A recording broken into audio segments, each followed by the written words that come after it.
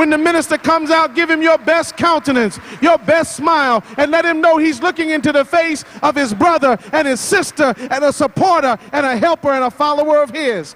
I'm so grateful that we are here today, alive. Keep your round of applause together. He'll be with us in just a few moments. And if we are ready, then we want to hear a word that can save our life. Is that right? Don't miss 1 ounce. Don't miss one sound. Don't miss one syllable. As the Honorable Minister Louis Farrakhan prepares to come forth, keep your round of applause together. Let's move, Brother Roderick, and let's get the money and the charity and the donations as quickly as we can, because we're ready to do what we came here to do, and that is hear the word of God from the man of God in our midst today. Y'all act like y'all tired of applauding. Don't get tired. We've been struggling for 446 years in the wilderness of North America. We ain't tired of applauding. We tired of being a slave, a shine, a ham bone, a mammy. And here he is, the Honorable Minister Louis Farrakhan. Allahu Akbar. Allahu Akbar. Allahu Akbar. Allahu Akbar. Allahu Akbar. The Honorable Minister Louis Farrakhan.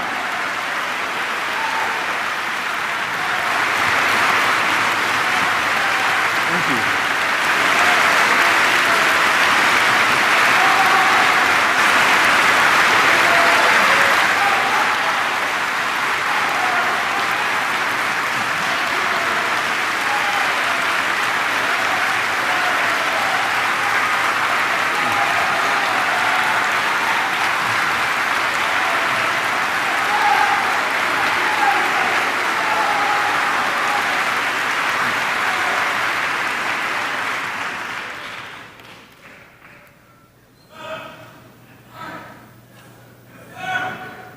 In the name of Allah, the Beneficent, the Merciful,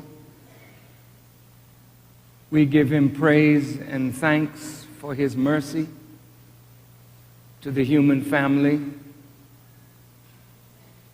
The greatest of His mercies comes to us in the form of divine revelation.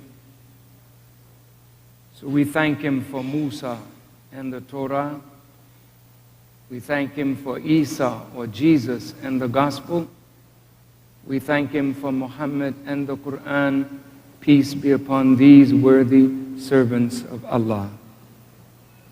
I am a student of the Most Honorable Elijah Muhammad, and I could never, ever thank Allah enough for His intervention in our affairs, in the person of Master W. Farad Muhammad, who came among us and searched among us for one upon whom he could lay a weighty word and a mighty responsibility.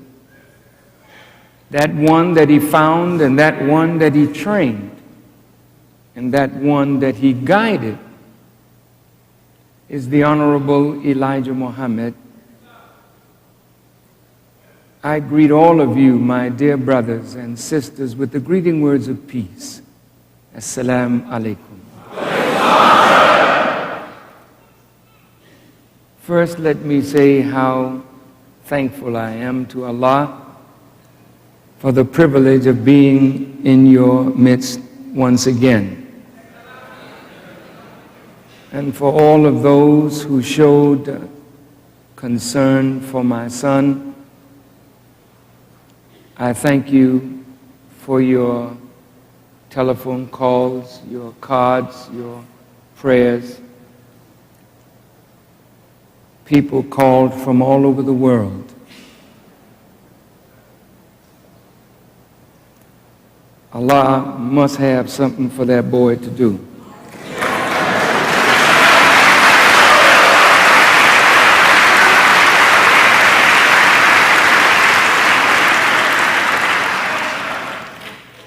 And I hope that he will hurry and heed the call.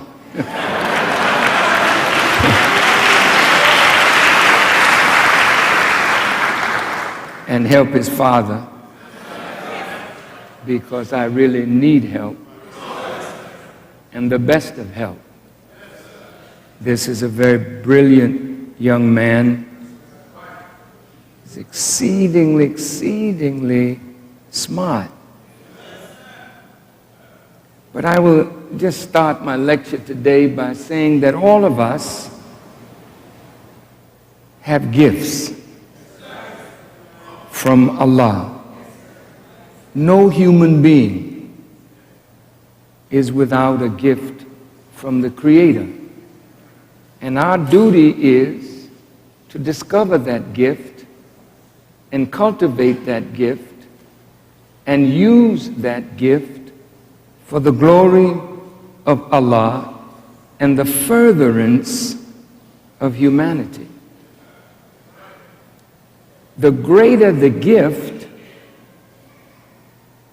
the greater the trial. Because when Allah gives you a great gift, learning how to handle your gift rather than letting your gift handle you is a great task indeed. Sometimes it takes time to learn how to handle a gift. Some of us are born very handsome, and some of the sisters are born very beautiful. That's a gift.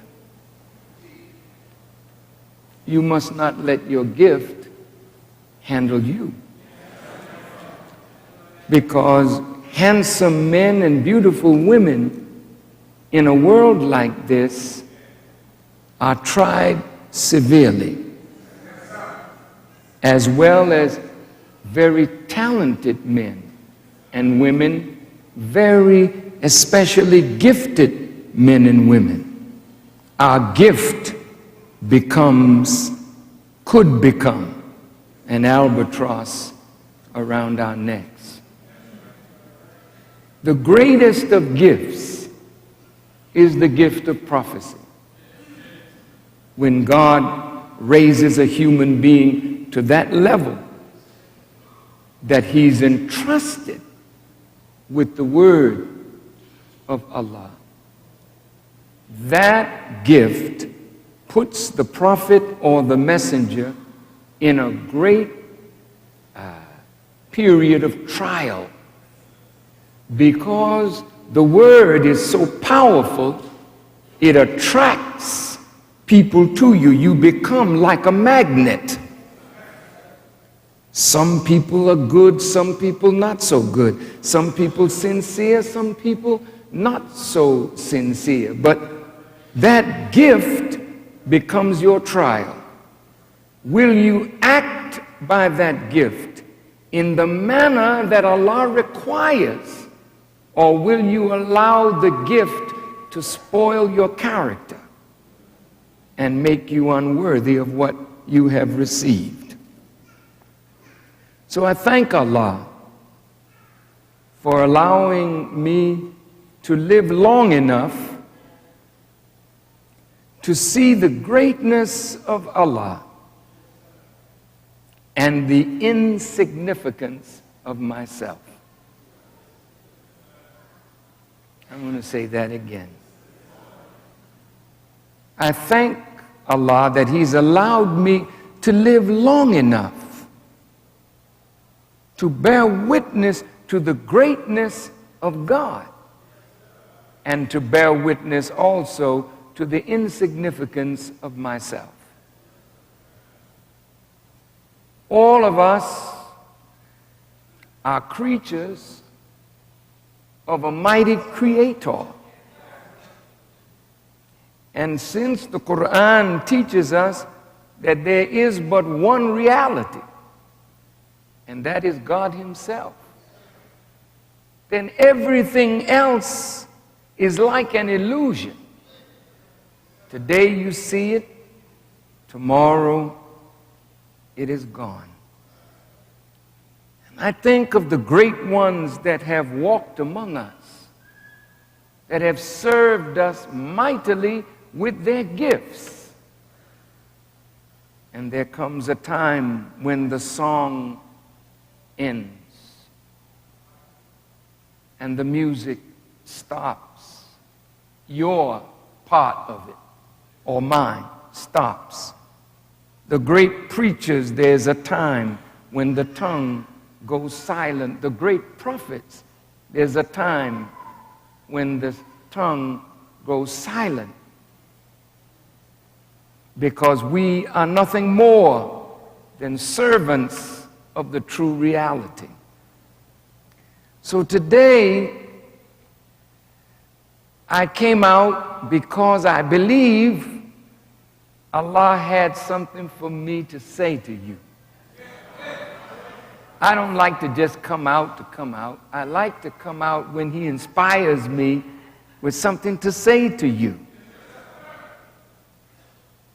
And every time He gives me something to say to you, it is something that I hope and pray will enrich your lives and make you a better person on leaving, even though you might have been great coming in. And if you were not so good coming in, my hope and my prayer is that what Allah guides me to say will make you a better you on your way out the door.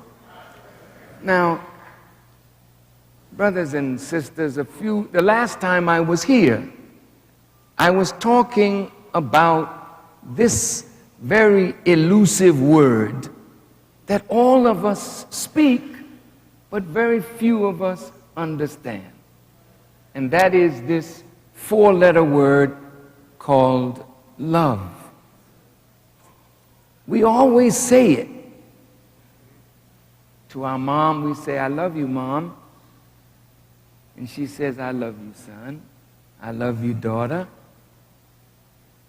To our girlfriend or boyfriend or somebody that you are very emotionally caught up with,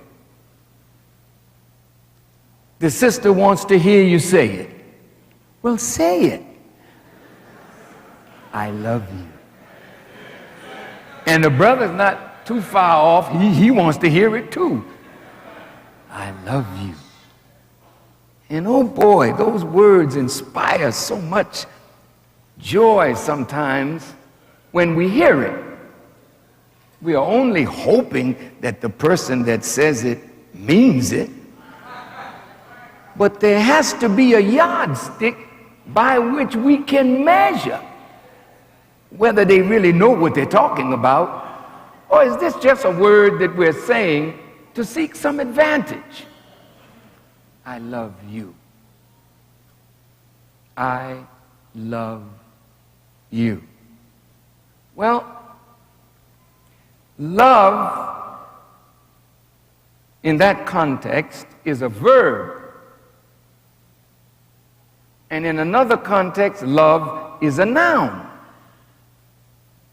I want to deal with the noun and I want to deal with the verb and go further than I was blessed to go the last time we were on this subject. Now,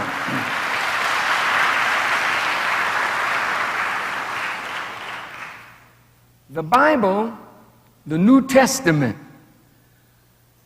is called the Testament of love.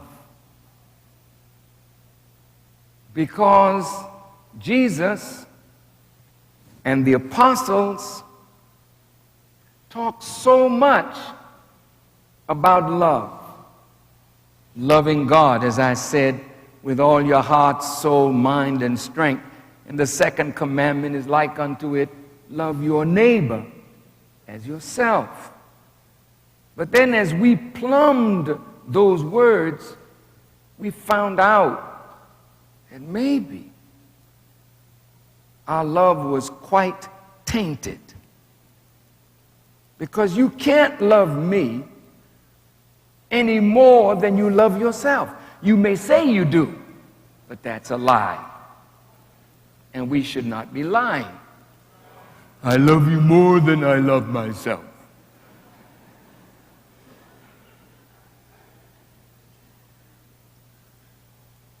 You can't love God more than you love yourself. So you have to be very pleased with you in order to be pleased with Him who created you. If you are dissatisfied with you, how can you be satisfied with God? You say, I wish I was born white because I hate the fact that I'm black.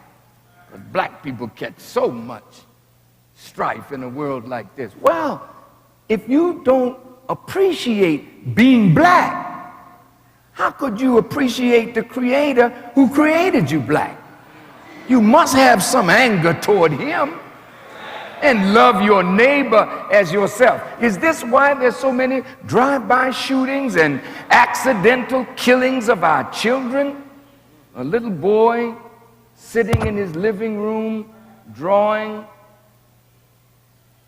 10 years old, and a bullet comes through the window and kills the young man.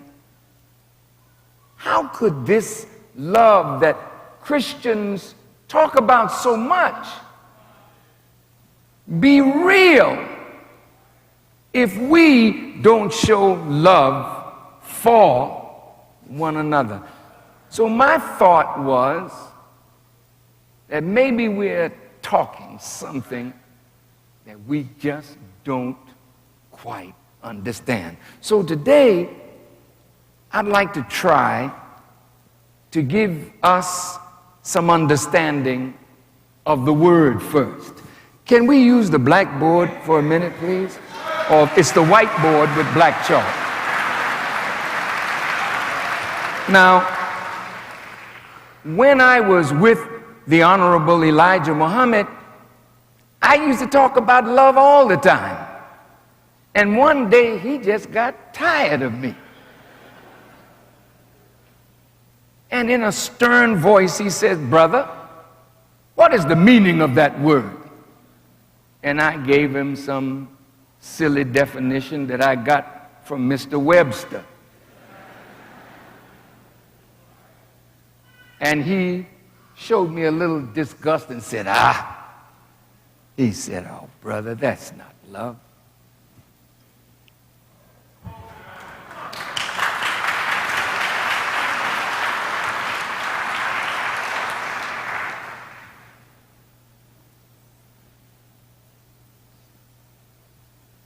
He said, love is based on three principles. One,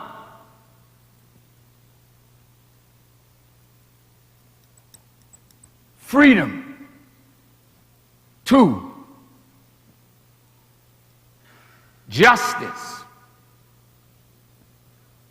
Three,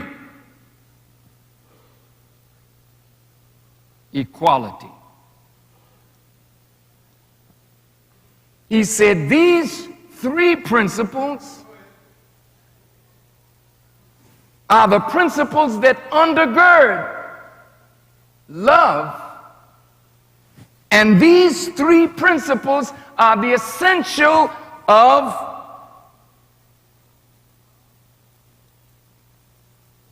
life. So here you have love, or LL. The O is interchangeable with the vowel I. The F is interchangeable with the, the F is interchangeable with the consonant V. So when you have love, whoa, you have life. When you have life, you have love. These two words are inseparable. Now, where there is love, there is freedom. Every human being is born into this world to be given life and to be free to evolve and develop everything that the Creator has put within. If you are not free, somebody does not love life. Justice. There is no love where there is injustice. And since justice is the joy of freedom,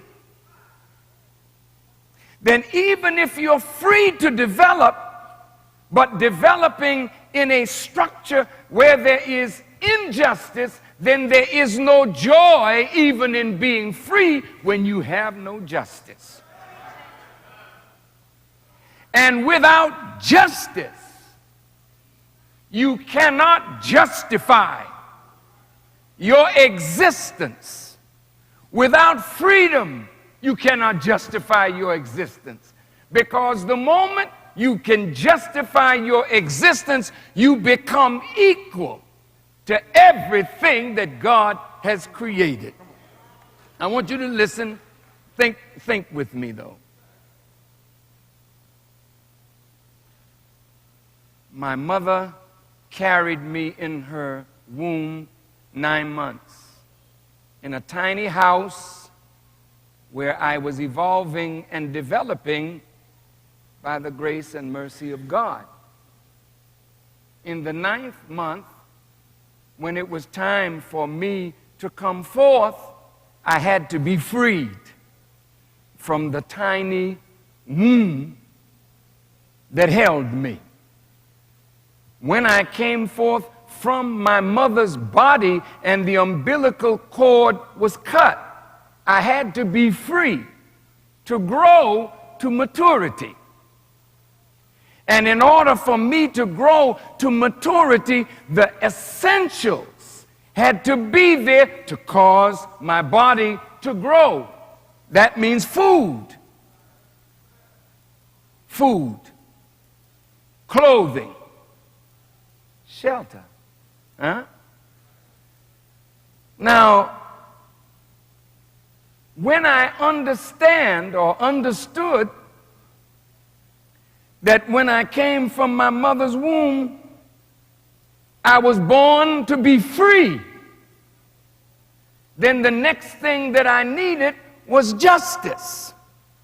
In order to justify my existence, I'm here now.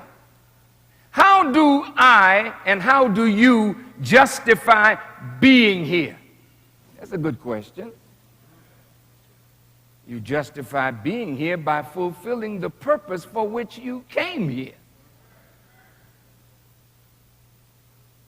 Have you ever seen any creature other than the human that is not what God created it to be? Every creature justifies itself. The ant is not trying to be a bee. The ant is very happy being an ant. The bee is very happy being a bee. The flea is being a flea.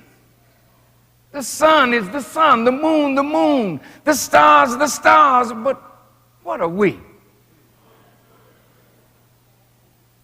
The human being is the greatest of God's creation, yet he is so far off from justifying his existence that the very forces of nature work against us to remove us quickly from the planet because we have not justified our purpose for being here.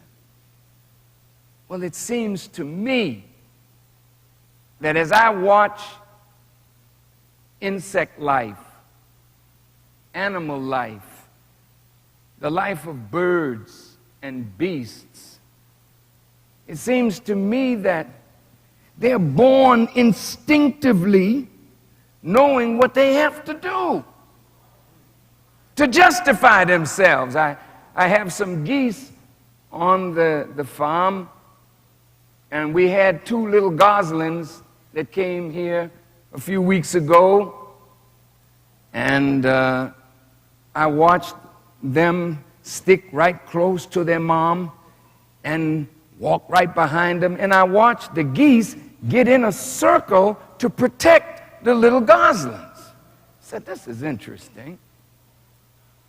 But unfortunately, we couldn't get our hands on the little goslings to put them in a safe place, because nature is constructed by Allah that life feeds on life. So in the pond where the geese like to swim, there's some big turtles in the pond. Well, the geese is not mindful of the turtle, so when the little baby gosling is swimming, the turtle reaches up, pulls it down, and has a meal. Then we have foxes, and we have raccoons. And I watch how, if the mother is not wise in protecting what she just brought into existence, the force of death will overtake the force of life. Isn't that interesting? And what has that got to do with you? A lot, a lot, a lot. Now, in this subject on love, this love is a noun. But the love that's a verb has to involve these principles. But the way it is put in the Holy Quran is a lot different from these principles. Hear me. When we say, I love you, okay? You would think that if the Bible, New Testament, is the testament of love, and the Holy Quran is the final revelation to humanity before the judgment of the world, that love should be all in the Holy Quran. It is, but not under that word. When you study the Quran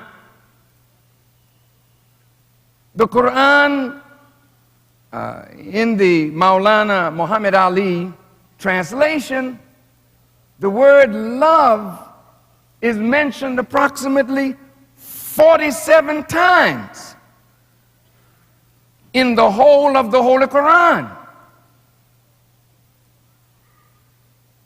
The word loves is mentioned a total of 44 times. And the word loved is mentioned 2 times.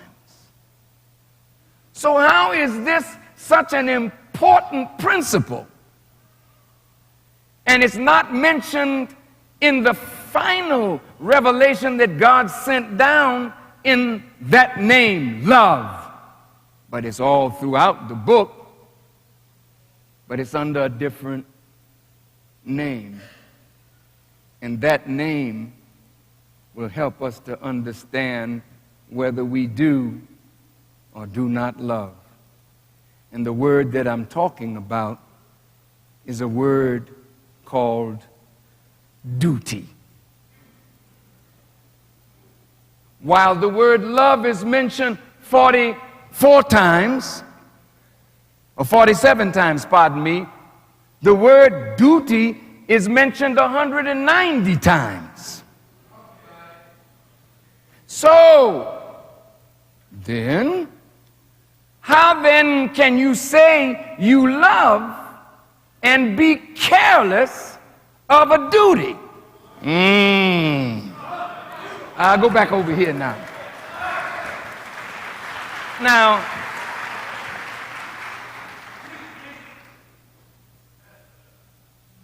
that word duty seems harsh sometimes. Love sounds easy.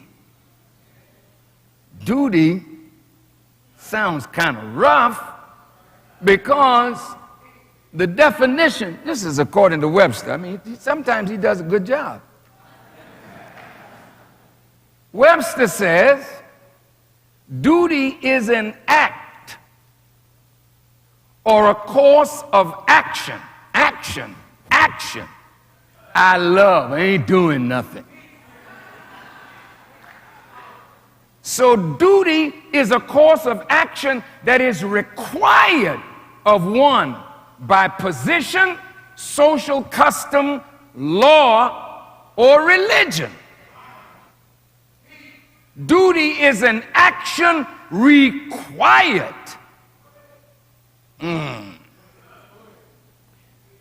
The compulsion felt to meet an obligation, a function or work, service. Whoa.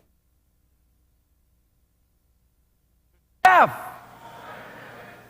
want you to check yourself now when you're about to say, I love.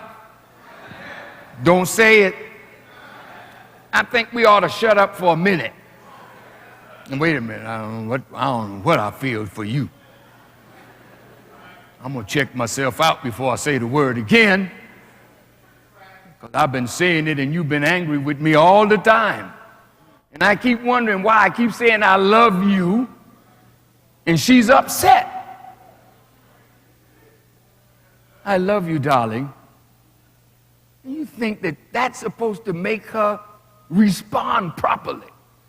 But you only say it in a romantic moment. When the lights are out. And you may be in the act of procreation. And you say, I love you. I'm working. I'm performing a function. I'm trying to serve you, baby. So in that aspect, I must love you. Not quite. Not quite. Now, this thing is going to get hot in a minute. And I don't want anybody to get upset with Brother Farrakhan, because I really want us to see how little we love. How little we love. And when I get finished, I'm hoping that we will know how to love more. And the result of loving more will enrich your life. Now, all right, so a duty is an obligation. And an obligation, according to Webster, is the act of binding oneself by a social, legal, or moral tie. You're bound to something. And you bind yourself to that something. A duty, a contract, a promise, or other social, moral, or legal requirement that compels one to follow or avoid a given course of action. I'm obligated. When someone is obligated to do something, it is binding upon them to do it. And failure to do it causes reactions. Ooh. Now, listen. Sometimes we feel stress. And we go to the doctor. He says, oh, you have a little high blood pressure. You have a little diabetes. And you may have a little cancer or something. And then they tell you, but stress is really aggravating your condition. Stress. What is stress? It is a burden on the mind because of failure to observe a duty or fulfill an obligation. Anytime you are obligated to do something and you don't do it, there's a consequence. Whether you know it or not, the consequence is a burden on your mind that reflects itself in your physical, biological functioning. Now,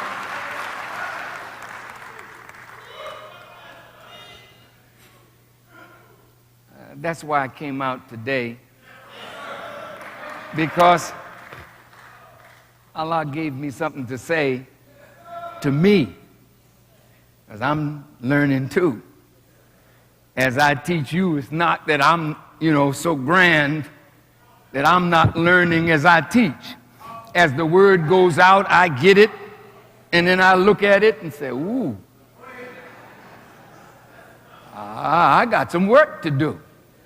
So I don't think any of us should feel so grand in our life position, because our life position may earn us an image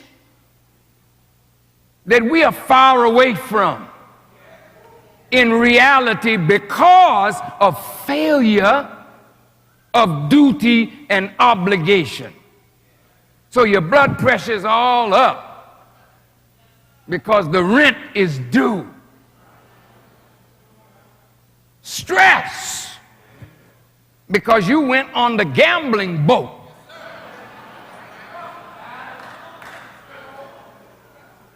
And Trump got your money. Now the landlord is coming to evict you. Stress. So now that we understand that there is no love without duty, there is no love without obligation, let's see now where duty starts.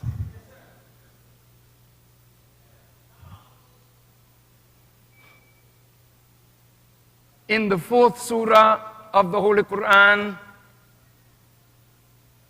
Allah says, "O people, keep your duty to Allah as it ought to be kept."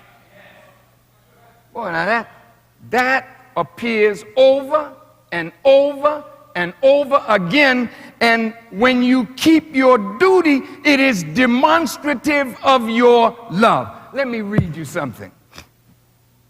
Everybody all right?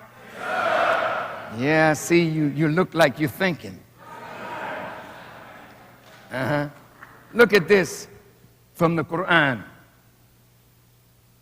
It is not righteousness that you turn your faces toward the east and the west.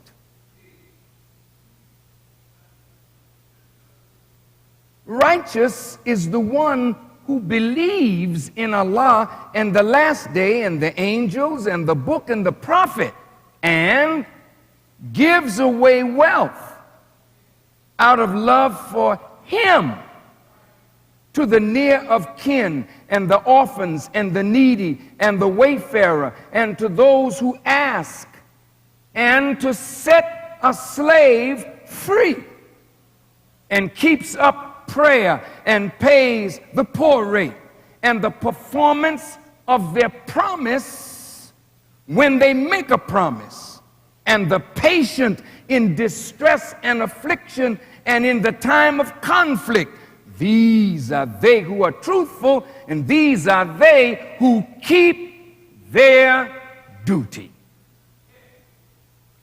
So you and I cannot say that we love God if we are not mindful of our duty first and foremost to God. Now, beloved brothers and sisters, if you reason with me, when you think about the Creator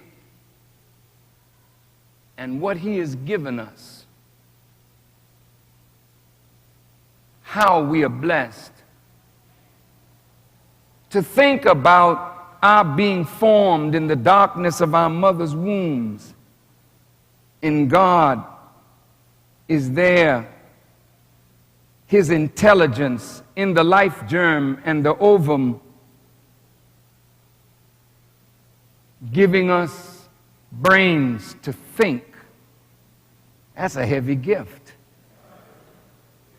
Eyes to see, ears to hear, tongue to speak, lungs to breathe, kidney, liver, pancreas to purify, the blood, stomach to hold the food and distribute the food in a just way to the organs that require it based on good diet.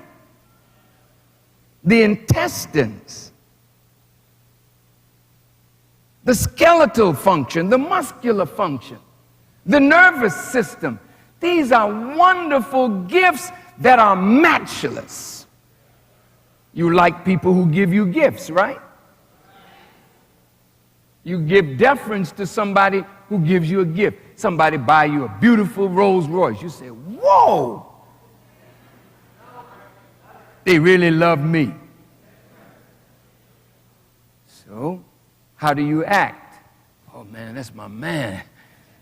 In the language of the street, that's my dog, that's my dog.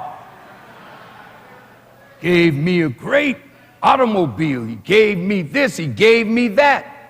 But can any giver equal what the Creator has given you? Then your duty to the Creator is first and foremost, because you are born into the world in debt to the Creator, a debt that you can never, ever pay. So all the Creator requires as your duty to Him is to believe in Him. That's all. Believe in me. Set up no rival or partner with me. Believe in the last day, the day of judgment, that no matter who escapes the law of man, no one escapes the law of God. No one, no one. In Western jurisprudence, you hire a lawyer and you've murdered somebody. You were selling drugs. You were doing something wrong. It's the lawyer's duty to lie, to find a scheme, a way of getting you off, even knowing that you are guilty. And if you got enough money to pay for the high-powered lawyer, you might get away with murder in man's law. But the mizan, the balance that God has set in the universe. The Honorable Elijah Muhammad taught me that when you wake up, justice wakes up with you. When you go to sleep, justice lie down with you. You never, ever get away from the principle of justice, that whatsoever a man soweth, the same shall he also reap. So sometimes you feel good because you beat the case, even though you're guilty. I beat that case. But your case is always in a higher court. Always. And I will guarantee you that before you leave this earth, you will pay. And not only will you pay, but sometimes your foolishness will sentence your children. And they will pay for your stupidity. and unwillingness to be good in your life, to pass on good to your seed, but you be evil in your life, not even realizing that you're setting up something for your offspring. So the evil of your actions will follow you in the line of time. Nobody gets away. You may think the white man and all the evil that he has done has gotten away. No! Nobody gets away.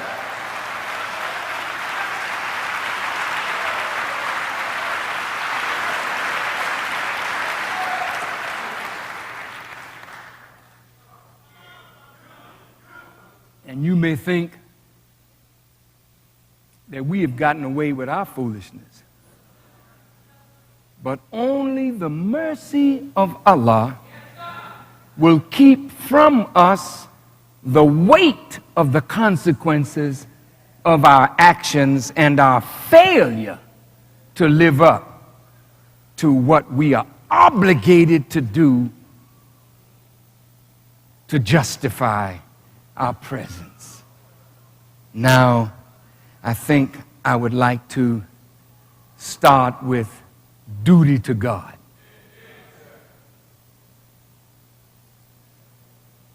And he doesn't require much, you know. I mean, it's really something. Here's a God that gives us all of this. We come forth into a universe, everything already here for us. He gave you everything that you and I would need to make a successful life. It's already here, but it's something we got to do to access what God has put here to make a great life for yourself. Are you listening? Yes, sir. So what does he require? He said the remembrance of Allah is the greatest force in the restraining of us in the doing of evil. When you wake up in the morning, you wake up by his grace, so remember him. With gratitude, thank you, Allah, that I got up to see another day. Remembrance. You believe in him, then act on your belief. If you believe in Allah and the last day, meaning a time when the world, its systems, and the people and nations and governments in that world will be judged. Do you believe that? Yeah? You do? I don't think so. Because if we really believe that there is such a thing as a day of requital, a day of judgment, we would be more mindful of the words that come out of our mouths, and we would be more mindful of the deeds we do with our hands. We lie so easily, and we think there's no consequence for that. Sometimes we exaggerate, but even an exaggeration is false. It's a consequence. Mistreating a fellow human being. Well, there's a consequence if you mistreat yourself. So after your duty to God, as a baby would say, we'll start with the children. You don't know God except by mom teaching you about the Creator and you raising questions, because the God that we know is mama. That's how you say God in baby language.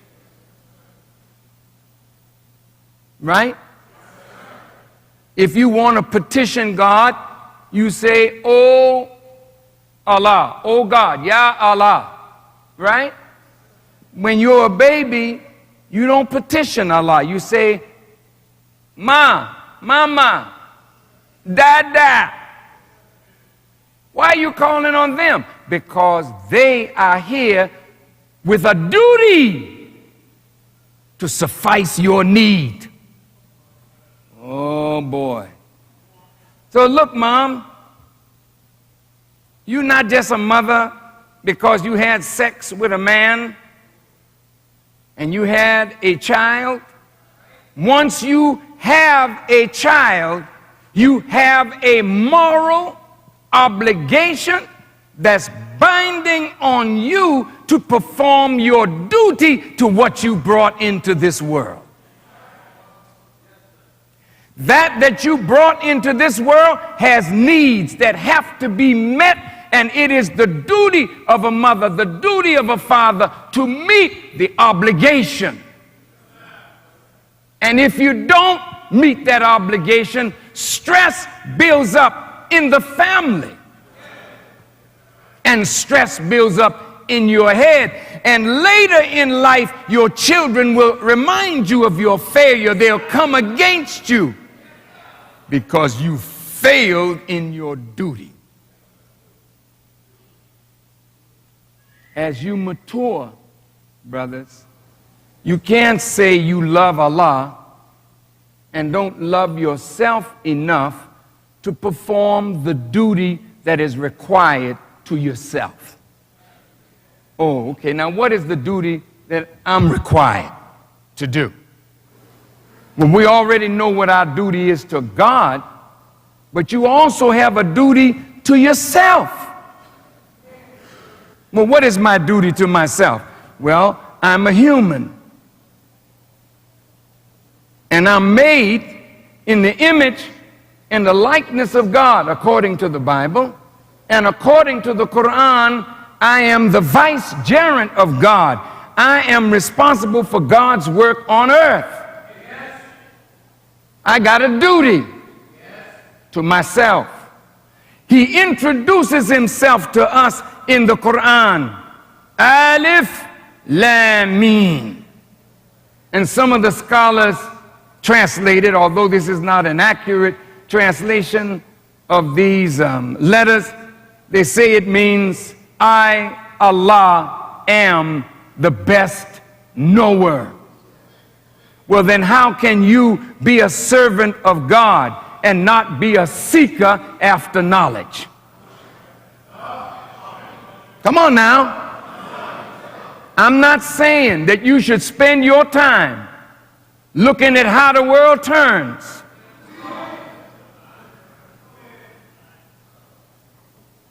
Or the general hospital, or the days of our lives. You have a duty to yourself to grow in knowledge, because it is only knowledge that separates the animal instinct of the human being and grows us into human beings that can reflect the divine attributes of God. So every day we live, we should be trying to know something more today than we learned or knew yesterday. That is a duty binding upon us.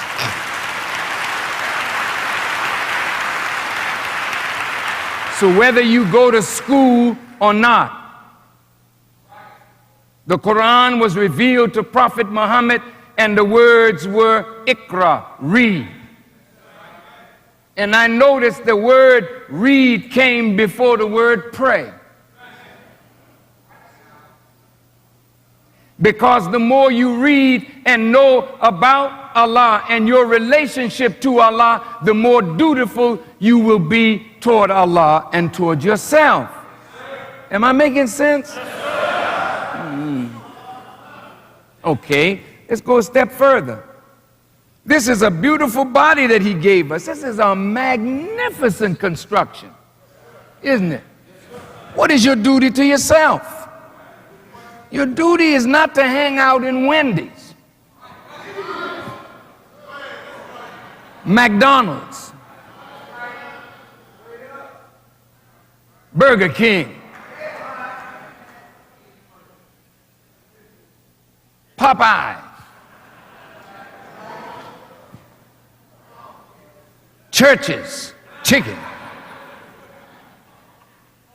Your duty to yourself is to feed yourself the best of what the earth provides, to give you the nourishment to keep this body alive. And that determines how much you love you. If I love me, then I'm going to feed me properly. And I'm going to have me a woman that will feed me properly. Isn't that right? That's your duty. If you know that the water is not pure, since water is the essence of life, then it's your duty when you love yourself to drink a good glass of water. That's your duty.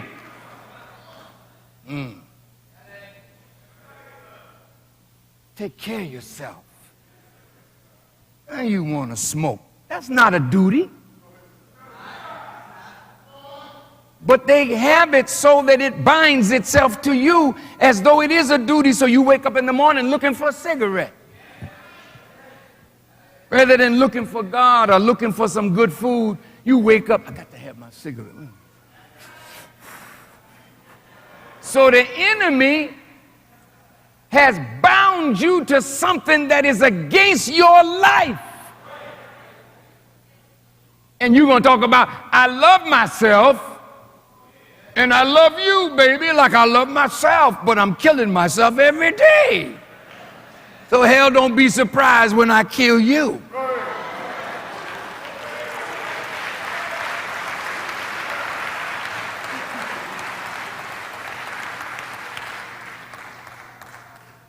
Duty is the demonstration of the degree of your love.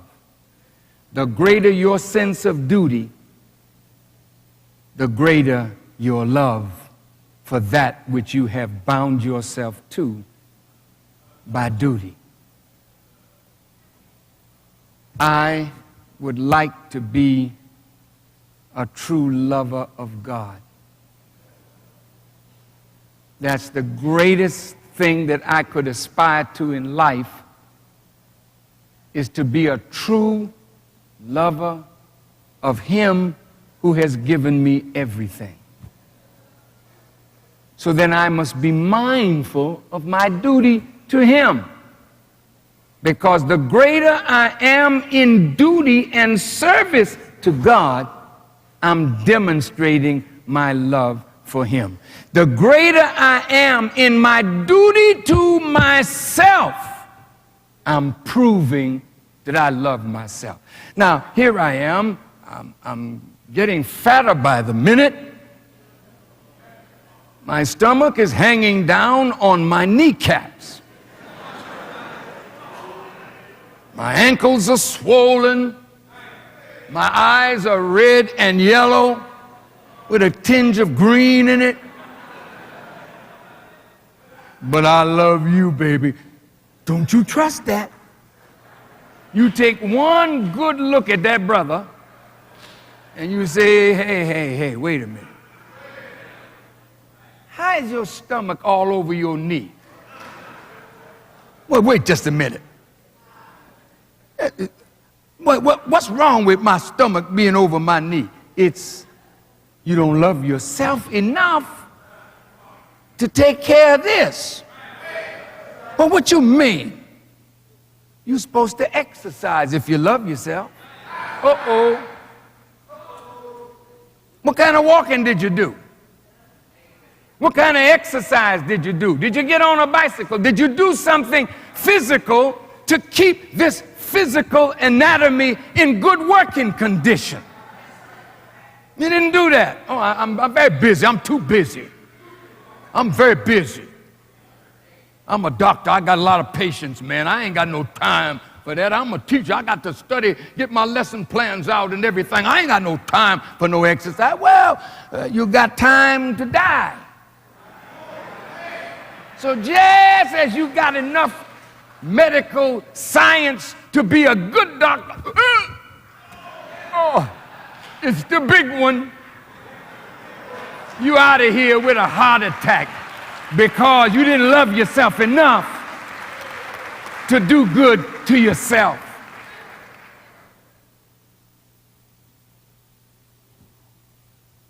I want you to follow this now. It says, when you love, you give away wealth.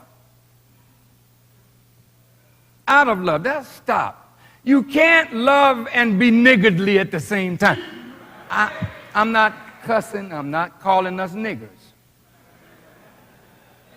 I didn't do that. Niggardly is one who is just plain old stingy. You hold everything to yourself. You won't give nothing to nobody. You don't give any wealth to your near of kin. Starting first with your wife.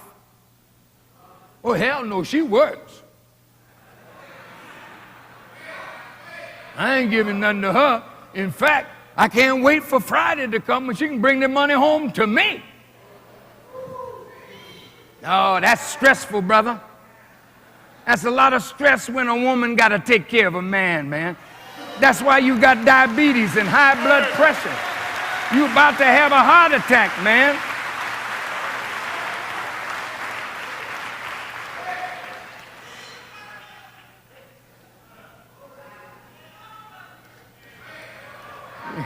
I hear the sisters crying out like I touched a nerve or something.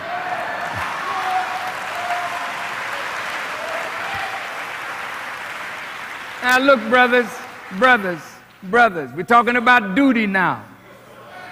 The Holy Quran says men are the maintainers of women. That is an obligation binding on you by the nature in which you're created. This is not a social custom.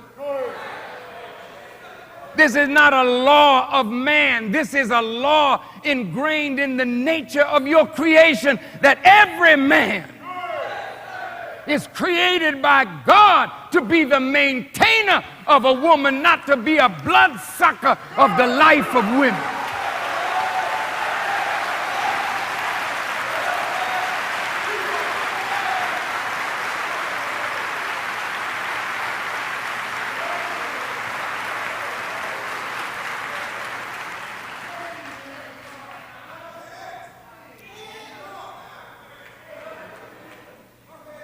And set the slave free. You say, well, I ain't got no slave. I don't know. You might be a slave yourself. What you mean I'm a slave? Well, if the power and authority of my body is ruled over by a 3-inch white piece of paper with some tobacco in it, I'm a slave that need to be set free. I gotta have some coke, I gotta have some crack, I gotta have some liquor, I gotta have sex, I gotta have this, I gotta have that. So you're a slave to your lust and your appetites.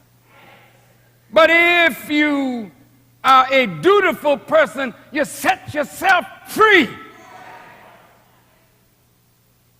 Never being controlled by a woman and her beauty or the pleasure you get from her body. God did not give a woman to you to control you by her private part.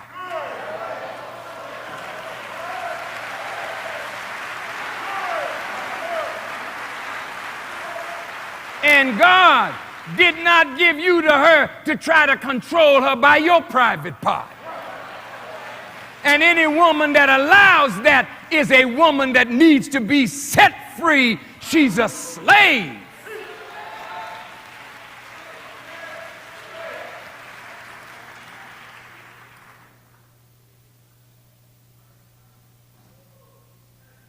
You look after the orphan and the needy.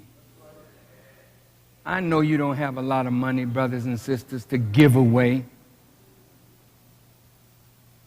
But sometimes there are those who come asking for something, and they really need it. And if you are blessed to have it, it's required of you that you try to give it. Of course, some of us are bums. We're going to lay an obligation on somebody, who's trying to be a good Muslim or a good Christian, we're going to lay an obligation on them just to ask them for something that we could have got for ourselves.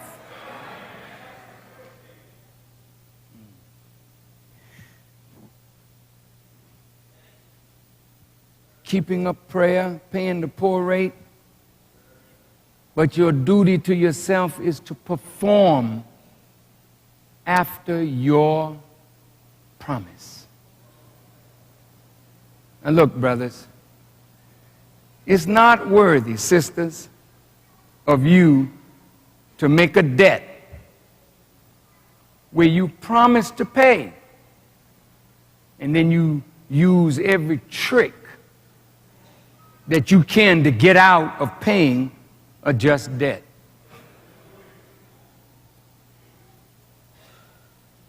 You get a telephone company. You run up a bill.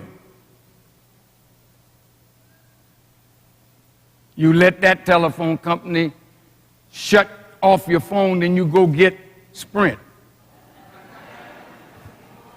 Then you do the same thing to Sprint, then you get IT&T or AT&T or MTI or whatever. And you keep running. You rent an apartment. You wait until you're 3 months behind and somebody's going to foreclose. You keep the money, then move somewhere else where you keep doing the same thing, so your address shifts every 3 to 6 months. Because you make debts promising but failing to perform after your promise. That means you're a liar. And you're a thief. And you're a murderer. Because when you lie and you steal, you murder the spirit of brotherly love that could come between two people who observe their duty. How many of you write checks knowing that you don't have nothing in the bank?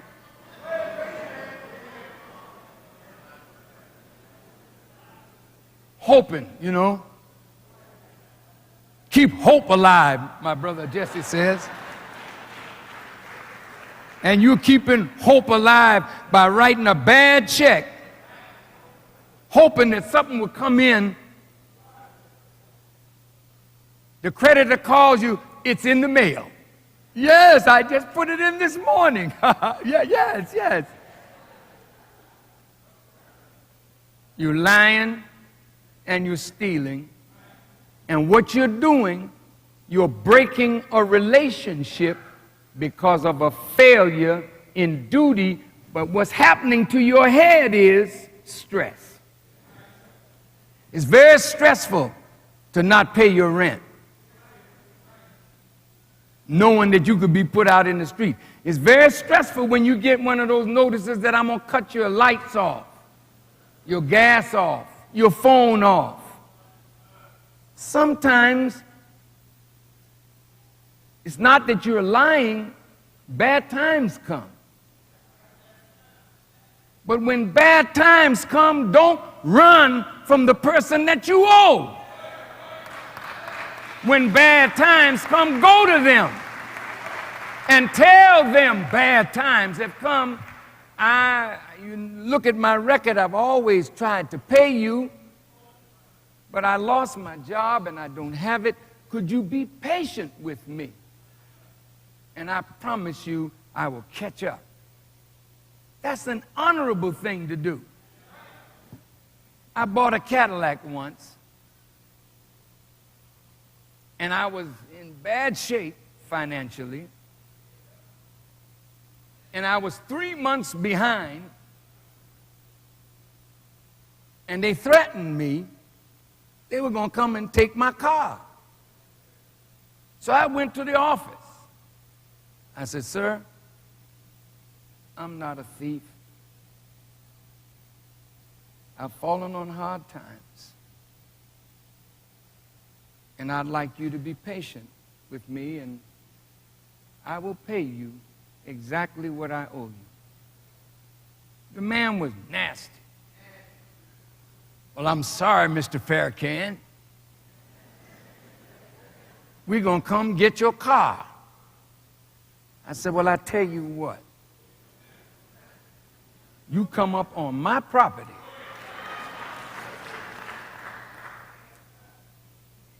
and I'll put a bullet in you. I said, I'll burn the damn car up before I let you profit from my misery. I'm not telling you to do that. Those were the days of my ignorance, and Honorable Elijah Muhammad was gone, and I had bought 2 guns, and I was not quite myself. But I meant every word I said. I'd have blowed his butt away if he come up on there to profit from my misery. Because the way they set this thing up, they set it up for you to fail. Even when you're trying, then they come and take what you have put all this equity into. And that's wrong. The society is evil. So I was going to match it. I said that was the days of my ignorance. I was living in Beverly Hills, and there was hardly any black people in that area. And the Catholic children that went to Christ the King school, I don't know where they learned this hatred of black people, but they were really hateful. So they used to throw things through my window, and they attacked my daughter-in-law who was pregnant. So that's what I did. I went and bought 2 guns, one for my wife and one for me. And the gun just wasn't my thing. I was practicing shooting, and sweat was just falling from under my armpit. Because the gun it's just not my thing, but I was going to use it. So when they throw these bottles in my window, and my granddaughter was sleeping on the floor in front of the fireplace, and a brick came and the bottle came, and my granddaughter was in a ring of glass, but no glass touched her. But I thought I would go to the police station and let them know what I was going to do. And I went to the head of that precinct. So anybody come on my property and do that, I'm going to shoot them down. They said, if you do, Mr. Farrakhan, we have to come after you. I said, well, you just have to come after me, but my word is my bond. I will shoot the first one to come up on my property to do that. I said, you all know how to make examples of little black children, but you don't know how to make examples of your own, so I'll help you out. I'll make an example.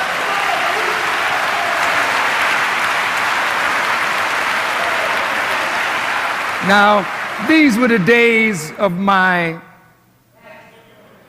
insanity. But I was very sane. There was a principle I was dealing with. And I would have carried it out. And they knew that if I come to the police station to tell them that I was going to shoot, then I'm giving you warning. You better go tell your little children that you don't want to correct. Don't come up on that crazy man's property. And from that day, and nobody ever come up on my property no more. And the word went forth.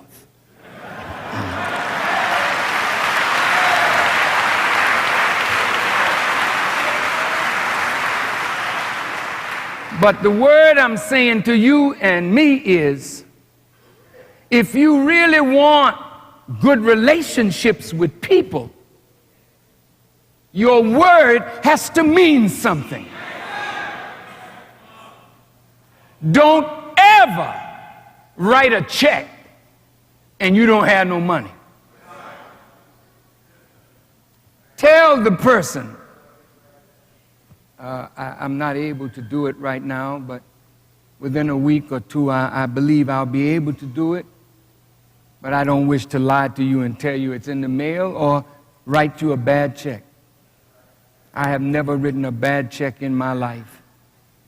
And when they see my name on the bottom of a check, that's like seeing any one of these dead presidents on a dollar bill or $20 bill or $50 bill or $100 bill, because I refuse to subordinate my character to a cheap lie, to some debt that I owe, that I intend to pay. But you're not going to cheapen my character to force me to lie and duck and dodge. I am a man, and I will not run from that which I owe. And that is the way you should be. Duty. Now, brothers, I told you what your duty is to yourself, right? Sisters, you have that same duty to yourself. Be good to yourself. Show that you love yourself. Eat well, but not so much that you eat yourself into bad health. Please, sisters, if you know you are a little overweight, don't kill yourself to take these crash diets and end up losing the weight, then gaining it back even more than you had before. Stop. It didn't come on in an instant. Know that it won't leave in an instant. Take your time. Watch your calories. Be good to yourself. And every day do some form of exercise that's showing love for you. Even if you don't have a man to love you, show that you love God and that you love yourself. And if you really show that you love yourself, you're not going to settle for no man with a rap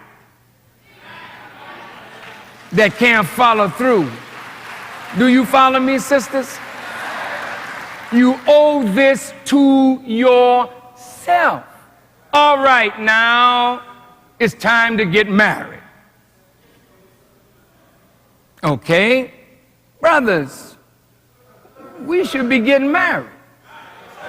See, that's a duty, man. I'm at the farm, you know, and I watch the horses, they in heat, the female. And the male sniffs, he smells, he wants to jump out of his stall to go get the female. I'm hurting the horses by not letting them fulfill their obligation. But I just ain't got no money to keep feeding more horses. So I'm helping to curtail that duty. But you know, brothers and sisters, you sitting around here thinking that you going to heaven and everybody that died is going to come back one day. Stop it.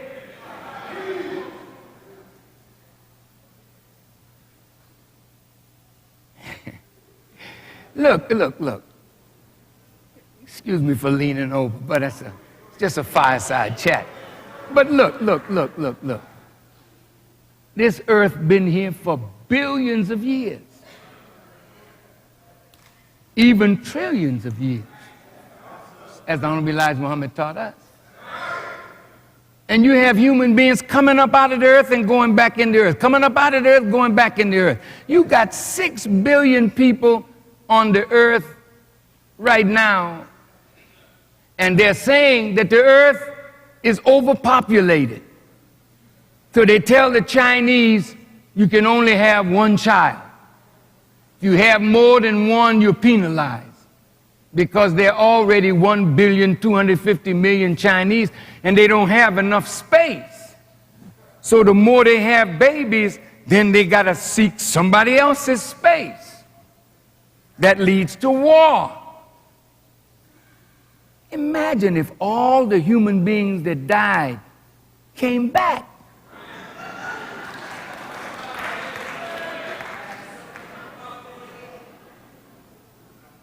Where would they stand? There's only 57,255,000 square miles of land, and each body is composed of the earth. Well, if all the billions and trillions that died came back, there wouldn't be no earth.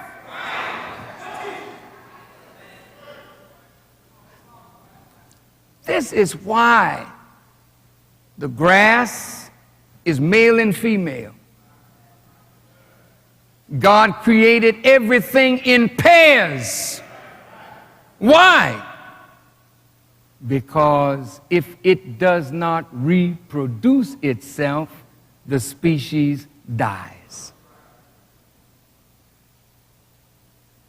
I'm with the priest in Zambia, the archbishop.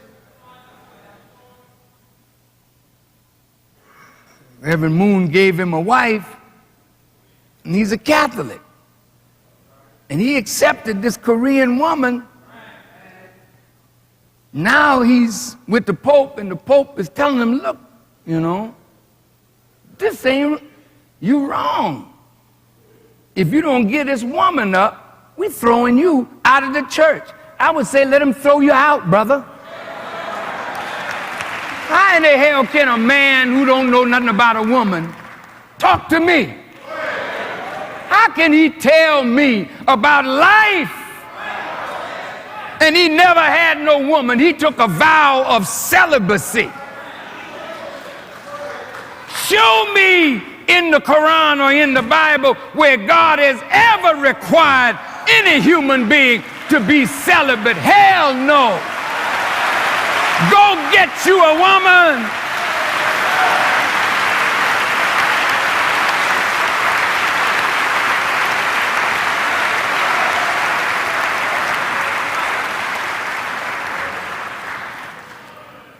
Excuse me, I got a little carried away.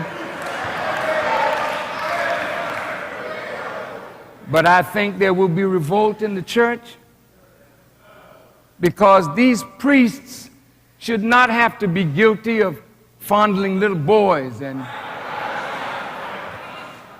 sneaking around with Mother Superior.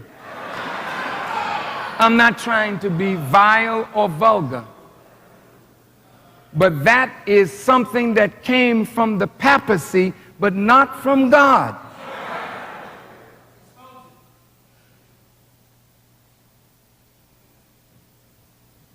Get a woman.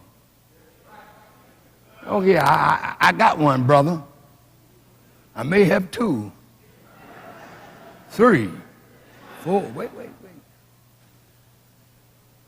I didn't say get a playmate.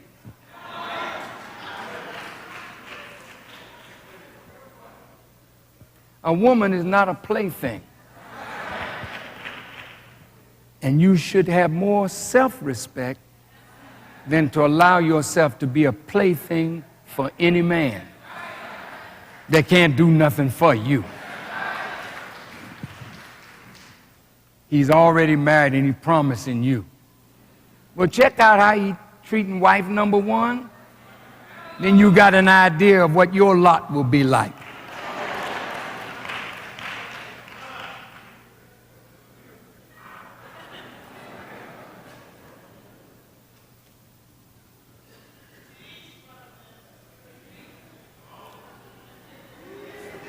Now, I'm going to get into polygamy in future lectures,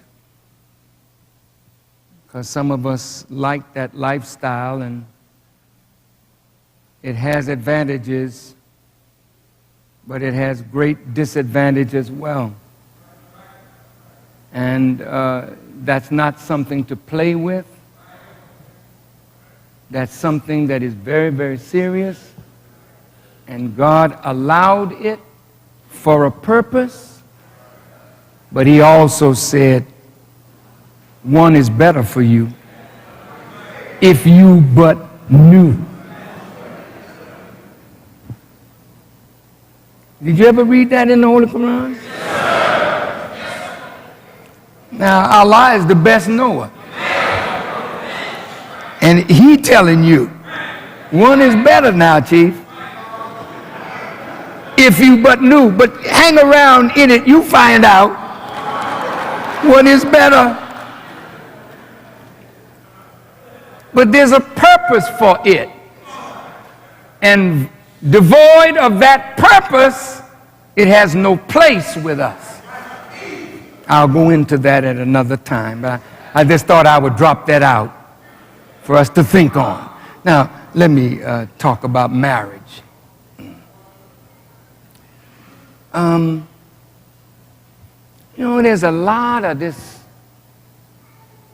marriage going on as legal fornication. See, when you become a Muslim, you are forbidden to fornicate. You don't go around sampling the sisters like cookies or donuts in a donut and cookie shop. And sisters, you're not a piece of meat that's in a showcase and the man is out there looking to buy the meat and you have to take it out the showcase and show the person, let me see the meat. Looks pretty good. That's why in Islam, we require the woman to cover herself. It's not that we're imposing something on you that is ugly. Because you are holy women, whether you act that way or not, you are from a holy people. And back in Africa, and especially in the lands of the prophets, where our fathers came from, we never wore no such thing as a miniskirt. We never dressed to entice men. We dressed in a manner that a man never gets acquainted with your body. He gets acquainted with your mind and you. But if you offer him your body before he gets acquainted with your mind, then he likes your body. And then you lose it through pregnancy or just getting old. And gravity hits certain parts and they start falling. Maybe you'll find him at the next door neighbor's house. Sisters, the man should love you for you, not for your hips, the beauty of your legs or bosom, not even for the beauty of your face, because if he loves you for that, I'm sure there's another woman somewhere equal to you in beauty or more beautiful, and then he starts chasing beautiful women.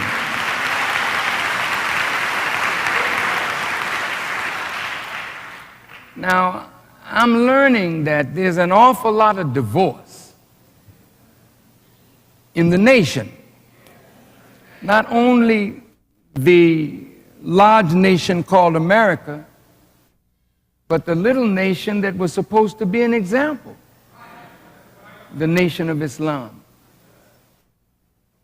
Now, this is bothering me.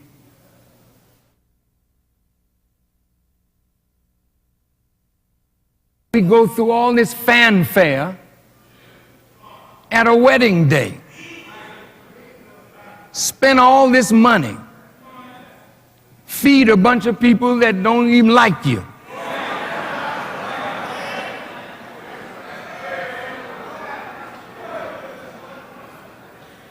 6 months, a year down the road, there's talk of divorce. That's very painful.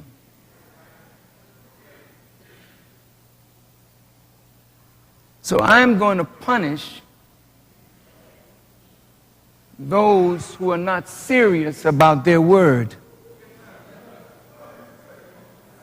Have not you learned that your word shall be bond, regardless of whom or what?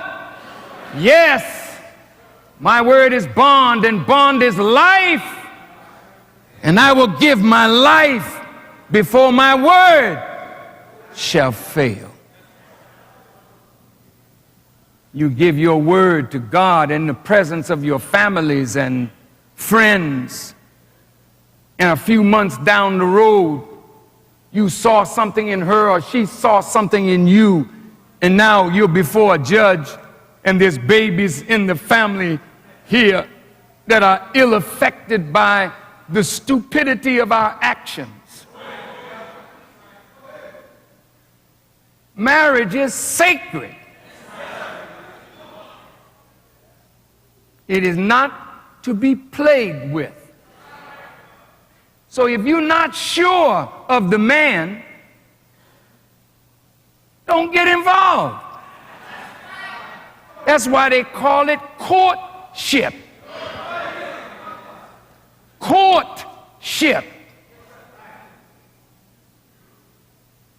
Courtship is that when two people agree to become engaged, then between the engagement and the marriage, we're courting. I got to take you to court. I got to find out what is this that I'm marrying. Some sisters in here and out there are hurting deeply because they've been raped, sodomized, sometimes by their own fathers, uncles, grandfathers, and the children of such are damaged. Very, very damaged. I think when a man marries a woman, he ought to know that he's dealing with a reality here that is going to be difficult, but if he loves you, he can go through the crisis with you to help you overcome the wound of having been sexually molested as a child. I don't think that should be kept from your wife. If you as a brother was sexually molested,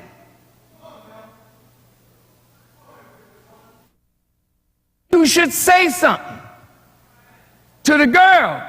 Well, in this courtship, I think you need to know that when I was a little boy, my uncle tried to molest me. Well, he didn't try, he did molest me. I've been living with that stain, and I'm trying to overcome it, but I know that marriage is right for me, and you are right for me, but I want you to know that this is a problem in my life, and maybe together we can work it out. So there's no surprises, because mentally, a woman that has been abused like that finds it very difficult to even give herself totally to her husband. Now, the man may be there wondering, what's the matter, baby? Oh, nothing, nothing. But just leave me alone. Don't touch me. Oh, hey, wait, where'd that come from? This is real. This happens, and marriages are destroyed because we weren't truthful during the time of courtship. I have a problem, sister. I have herpes.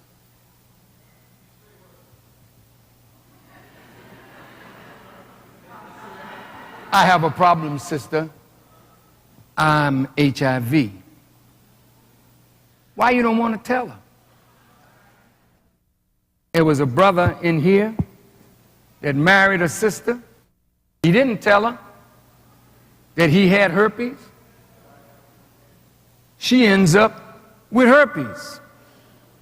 Very upset. I put him out. I sanctioned their divorce because he was a liar. He wanted to come back. I said, when she's free of herpes, you can come back. But I never want to see him again.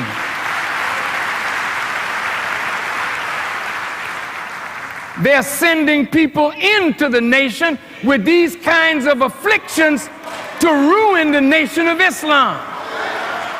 That's why having a blood test, don't you lay down with nobody. Damn it, you go get me a blood test. I want to see what the hell I'm getting myself into.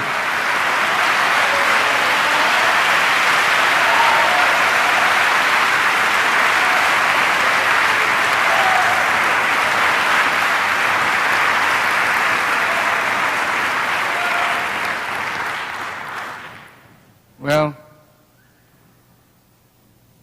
it's time, I guess, for me to end this lecture. But I want to end this lecture, duty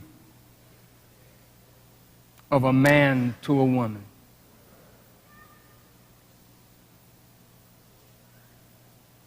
I want to say this to us as brothers. Our women are not by nature adulteresses. Now, please listen to me. When you have the heart of a woman, she will not give herself to no man if she really loves you.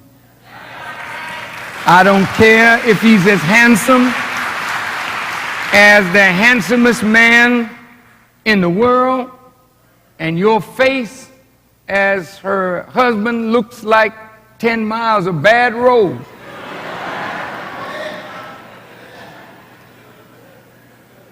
She will not lay down with another man if you have a heart. And any man that even attempts, she will feel violated by the attempt, and that man will find such a cold greeting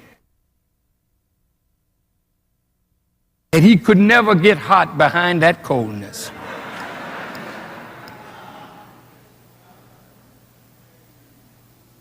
I hope you don't mind my blunt talk.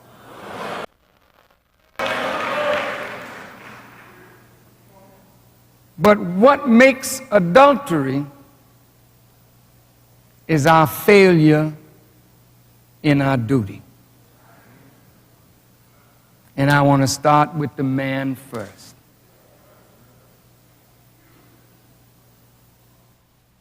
Okay. One of the things that hurts any man is to find another man in his bed with his wife. Or even if she's not his wife, if she's a steady girlfriend or whatnot, and you've committed yourself in some way to that person, another man comes in between that. The passion is so great that you could kill her and him, and she could do the same. The same spirit that's in you for that is also in her too. Now, let me say something on this wise, and I want you to pay attention to this. Brothers,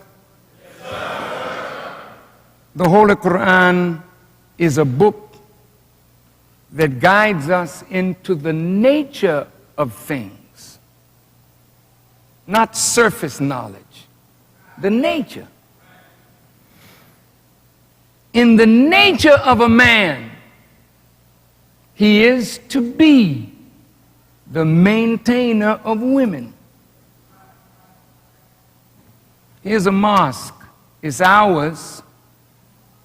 If we own it, we have a duty to maintain it.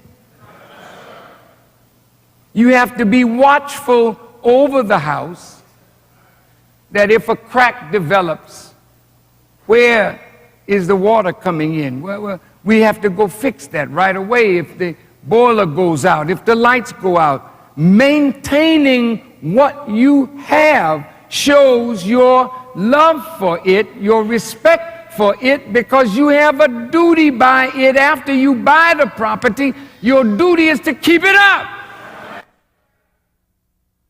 Are you listening to me? Yes, you may not have the money to keep it up, but I have a daughter, Fatima. She's just like my mother, in that my mother could do things. The house needed painting, she would get the paint and paint. The room needed paper, and she would get the paper and paper. I saw her move refrigerators around.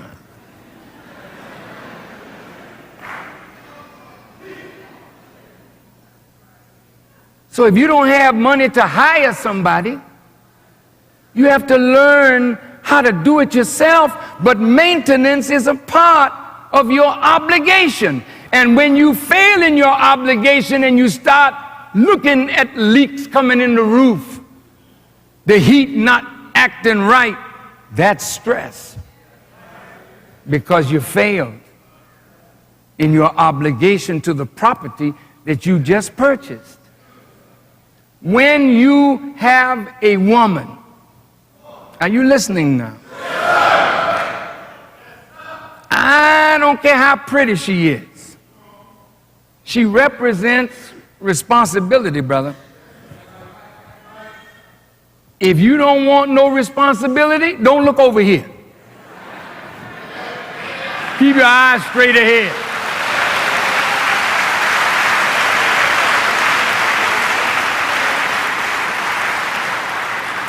It may start off nice, but after a while, she needs something. And if you tell her, I ain't gonna do it, I ain't got it, some ugliness starts coming up. Because you had no business looking at her. Because you knew to look at her means either a nice relationship or trouble. And trouble is in the wind if you fail in your obligation. I want you to listen now. Men are the maintainers of women. What does that mean? Well, I gotta upkeep my wife. What does that mean? See, women are not the same as men. In order to really be a man, it ain't about 150 push-ups. That help maintain your body. That's good. That's good. It ain't about how much weight you lift and how big and pretty your muscles are. That's good too. That's good too. But after she sees it and it's nice, it's over. What next? Am I saying something that? Okay. Listen. I'm gonna make it plain, doctor. I got to make it plain. Now look, brothers. To maintain a woman, you have to have knowledge.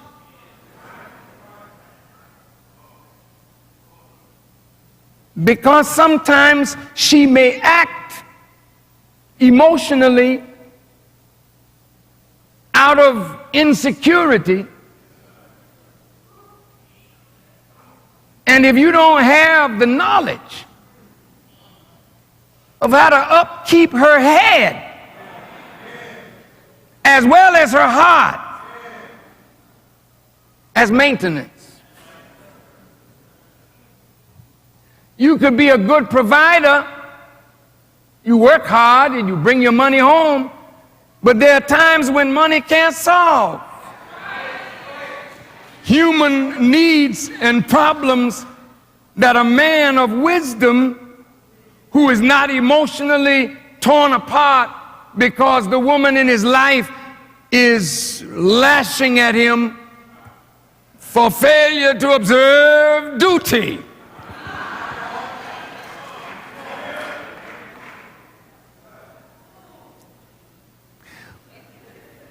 Most of our arguments are because somebody failed in a duty. Check it out. Now, as men, you know, she's created by God to be a consoler for us. We like that part.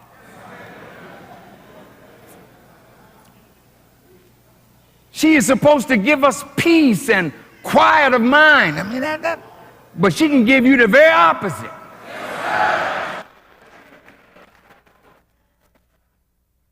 Depending on how you carry out what? Duty. I'll get to you in a minute. And you ain't gonna get no free ride up in here today.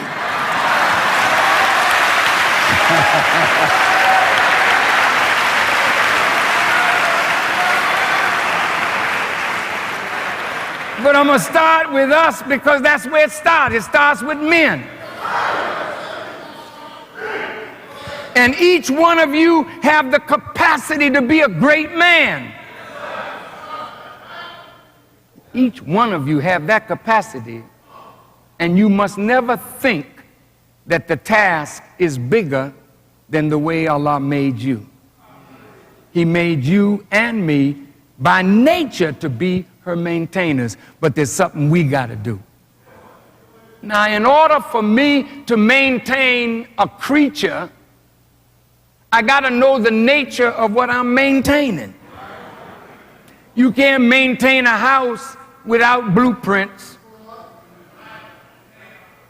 You got to know where the switches are, where the pipes are, where this is. If that go wrong, you got to know the house. Is that true? You can't maintain a woman if you don't know what a woman is.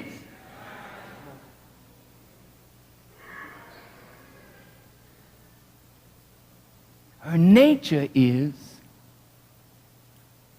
really dependent on a man. She loves to please. She really does. When she don't love to please, it's because we messed up. When you courting, you notice how she smell nice all the time. Hair look nice, dress nice.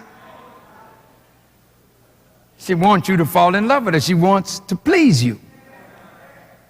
She invites you over. Would you like to come over and have some dinner? And she'll go out, and if she know how to cook. Now, sisters.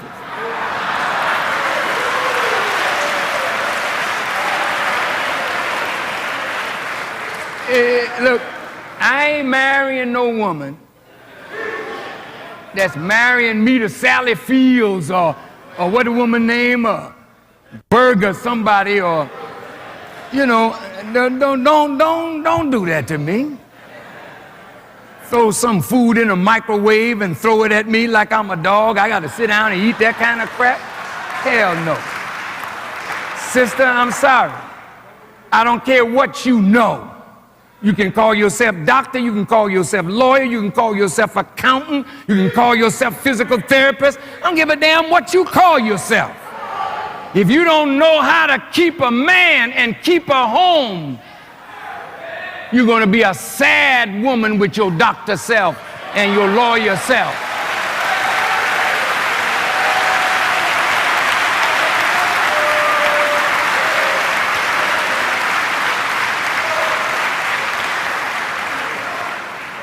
All right, I'm gonna go back over here now. I'll be back over there in a minute.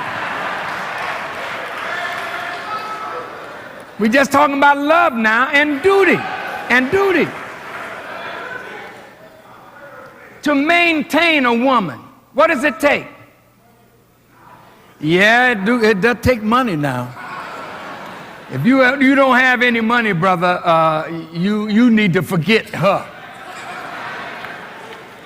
If you don't know where money comes from, I don't care if you handsome, you will soon run out of good looks to keep her. You got to have some money. And the white man has fixed a society to limit you from having money. So the less money you have, the less you can please her. Unless you had a kind of relationship that Khadijah and I had, where she knew I didn't have no money.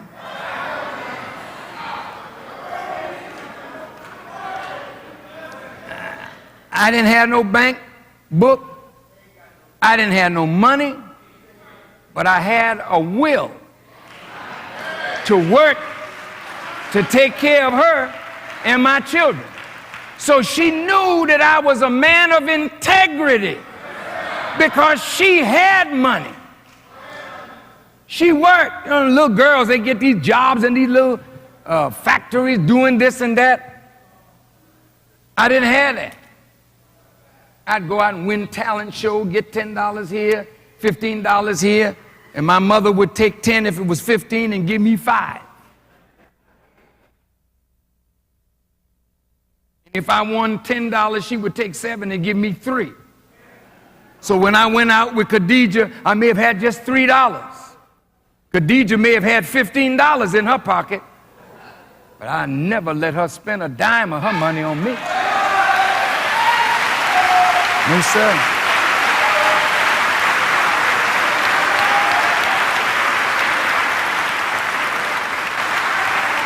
I spent my money till my money was done.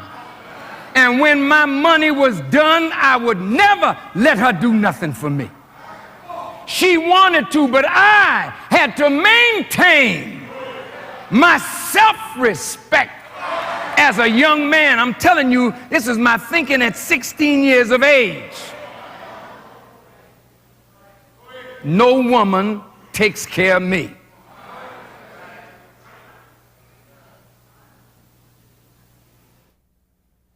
I wish you all could say that. I mean, you're in church, they say, you know, say. Well, I want you to say, I'm not going to let no woman take care of me once I'm a grown man. Say it.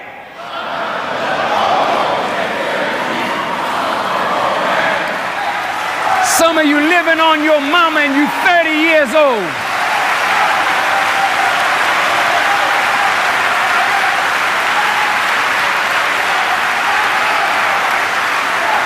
We're getting some progress over here.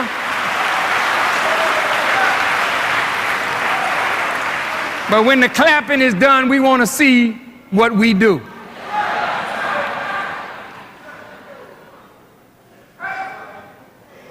Now, brothers, if the two of you are working, because sometimes it takes 2 paychecks to just observe minimum duty to your children. And sometime in this society, the woman will make more money even than the man.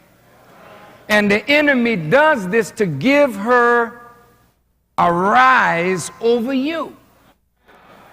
He's trying to break the authority line that God has set up.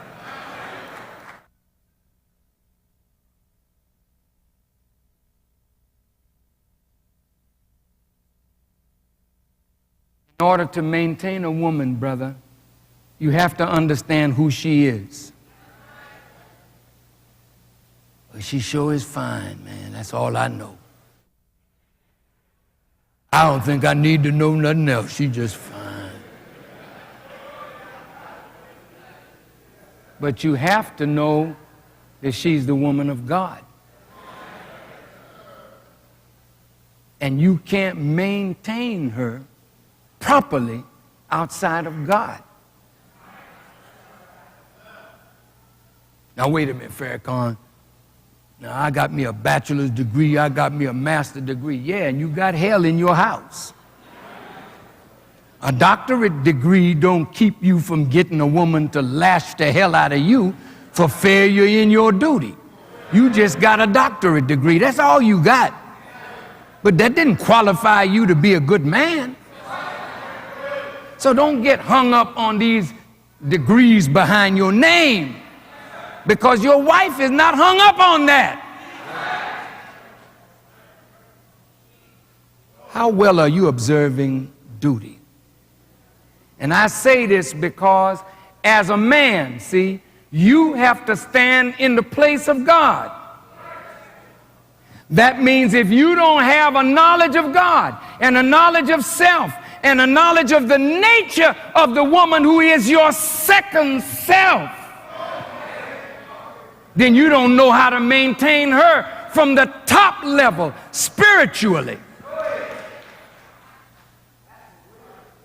Then mentally. Man don't want to study. He got big muscles, but mentally he's not equipped. She running rings all around you. And sometimes laugh at you how easy it is to manipulate us. But if you are up on the knowledge, when you see her going that way, you can head her off. Say, wait, baby, don't go there. See, you're maintaining her as a righteous woman because she'll slip and use craft. Play games. Oh, yeah. But hell, if you know the game, when she starts moving in the game direction, you block her. You know, I saw a fight last night, David Tua and Bird. And Bird was crafty. He would always spin out because David Tua didn't know how to cut the ring off on him. See, it's a science to everything. You got to know how to cut her off when she's going in a strange direction in order to maintain her in the path of God. And guess what? She got to know how to do the same for you. Because, brothers, you all play some games. We do sometimes, right? And you're supposed to be the righteous head of your house, but sometimes we are not what we should be. And that's why a good woman will always check the man to try and make him stay on the path of God. That's your job. It's your duty. Okay, so now we got the spiritual, and I'm saying this, brothers, if you don't study, you don't maintain her. Guess what? When she finds out you a dummy,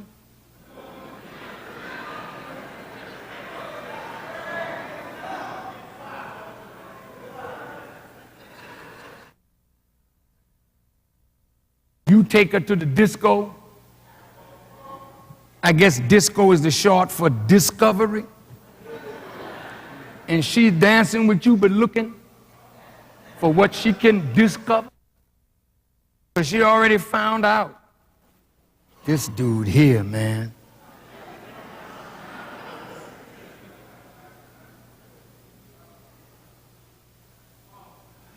Maintenance is a heavy responsibility, brothers. And it demands for us as men to constantly be on guard in our own homes against the influence of Satan. You can't maintain your home if you don't know how to recognize the wiles of Satan. You can't maintain your wife or your children without knowledge. You cannot secure your wife or your children without knowledge. So, brothers, all of us must be seekers after knowledge. It doesn't mean you have to go tomorrow and enroll in Chicago State or Roosevelt or some university, but you have to know what books to read in order to advance yourself. And the best book I could tell you to read is the Quran. And reading the Bible helps too, because I took love from the New Testament the last time. Now I'm taking duty from the Quran to show you the synergy and how these scriptures complement each other. They're not at variance when you understand. Okay, I'm almost finished. Now, maintaining the woman means that you have a responsibility to protect her and to protect your children. But guess what? You cannot protect what you cannot control.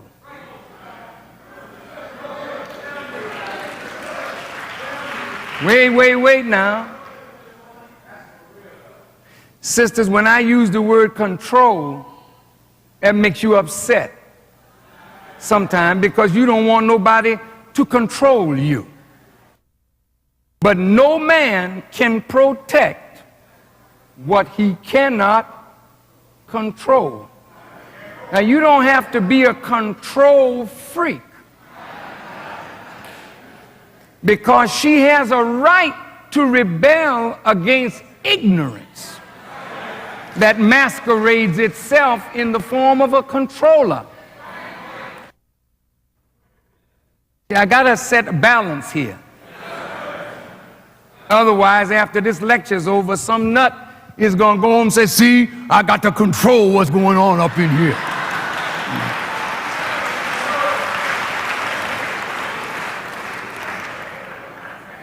But I say this,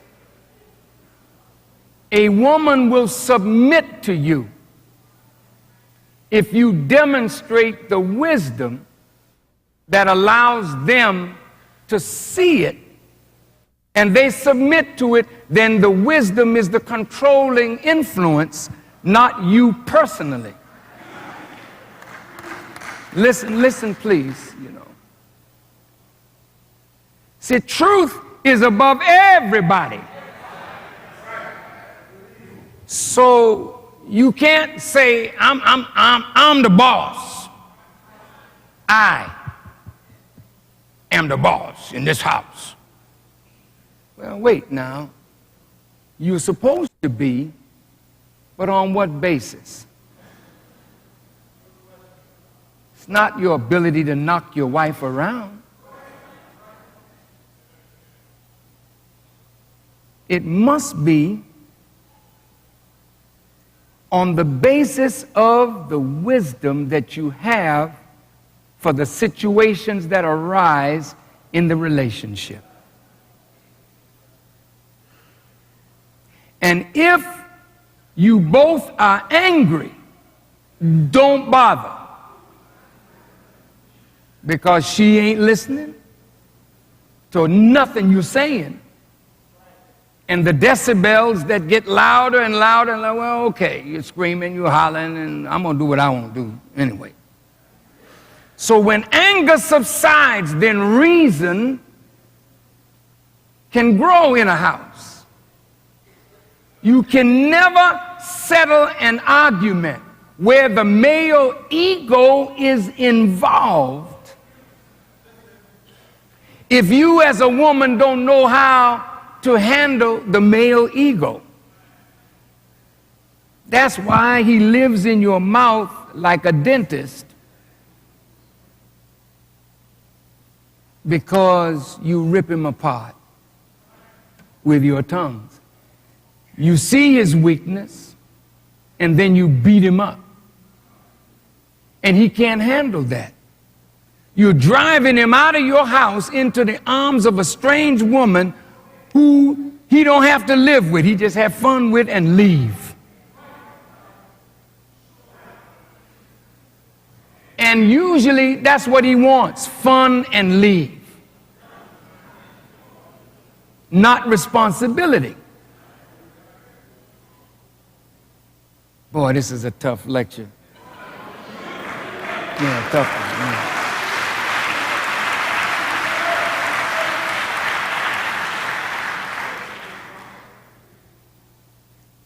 You may say, well, Farrakhan, could you get it over in an hour? Sure. But I tell you the truth, you're not going to see me always. And what I say is recorded so that you can go back and look at it and listen to it. You may not understand everything today, but I'm making a record so that tomorrow you can hear it, study it, and then do something about it. So, brothers, maintaining her is an art and it is science. You have to be skilled to maintain a woman. Because sometimes she'll come at you from an angle, man, that you didn't quite expect. You know, when a fighter gives you angles, sometimes it's very difficult to hit. Well, women come at a man from so many different angles. And every angle that they come at you from is a test of your knowledge.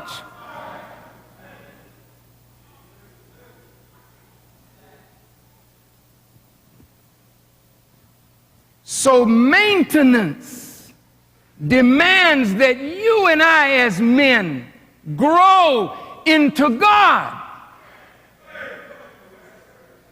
Without God in your life, you will not be able to properly maintain a woman. So your duty to God and your duty to self is critical to prepare you for her. Now she got a duty based on her nature, but she can't even get to her duty if we fail in ours, because her duty is consoler. Ooh, that's a heavy word. When you go to Japan or China or Korea, those women are taught how to serve a man. You come home from a hard day in the factory or whatnot, hot tub waiting with oils in the tub, you know, and fragrance and candles, and he can't wait to get home. He's so want to get away from his foreman, he rushing for the 5 o'clock hour so he could go home to a woman that knows how to care for him. But he is first required to be a good maintainer of her. And when you are good in maintaining her, then she follows naturally out of love. It ain't just I'm obligated. Yeah, I am obligated, but it's a duty that I love to do. Come on, baby. Lay down, let me rub your back.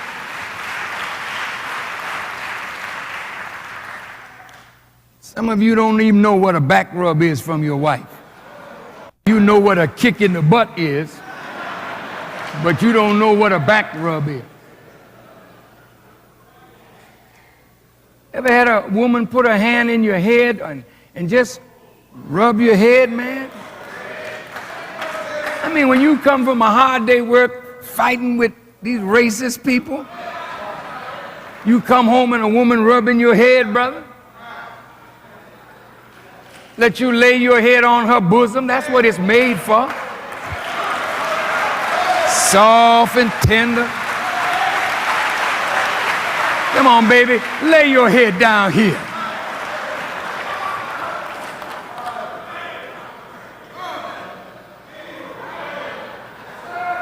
When you hit the door, you smell the food on the stove. Because she know how to cook. She's not giving you no hog maw, no chitlin fatback. She's giving you a good, wholesome, healthy meal because you are to maintain her in one way. She has to maintain your health and well-being by the food that she cooks and the good way she looks and the good way she acts as a consoler of you.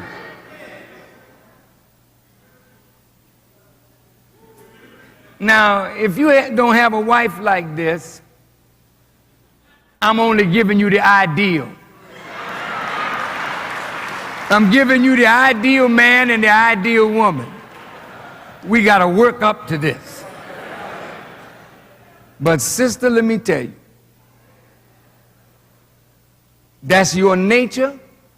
I heard the Honorable Elijah Muhammad say, boy, when you treat a woman right, if you just watch her, when she leaves you, when you make her know that you're pleased with her, she go on to the kitchen. You see from the back of her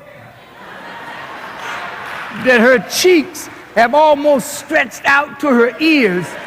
She's just smiling and happy. I pleased him. That's your reward for being a good maintainer, is the pleasure of her company. And for us to do nothing and then want the pleasure of her company, that's pimping, and that's a slave. Free the slaves. Free the slaves.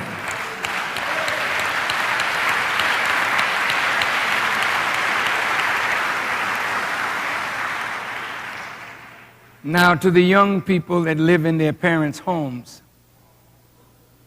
your parents have a duty by you, but you also have a duty by your parents.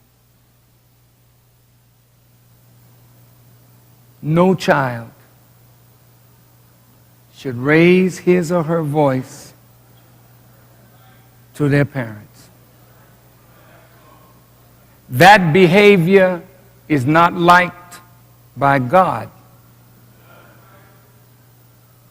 Sisters, brothers, look, even though you're growing in your strength as a young man, that strength should be subordinated to your mother and your father because they bore you when you were young, particularly your mother. A man is not a good man who is unkind to his mother. A man is not a good man who is unkind to his wife.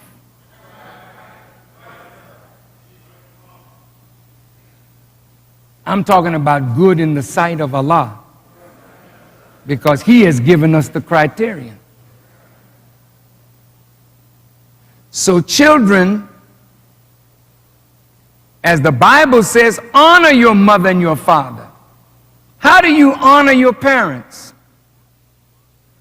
By trying to be respectful and obedient to them, especially when they have lived life and they have fallen into traps and they don't want you as their daughter or their son to go in the same way that they went, make the same mistakes that they made. Okay, well, I got a mother, and it hurts me for my mom to bring men home, and I hear them sometime at night in the next room, and it really tears me apart. How can I honor and respect a mother like that? That's not your duty to judge your mother. It's your duty to honor them, because without that mother, you wouldn't be here.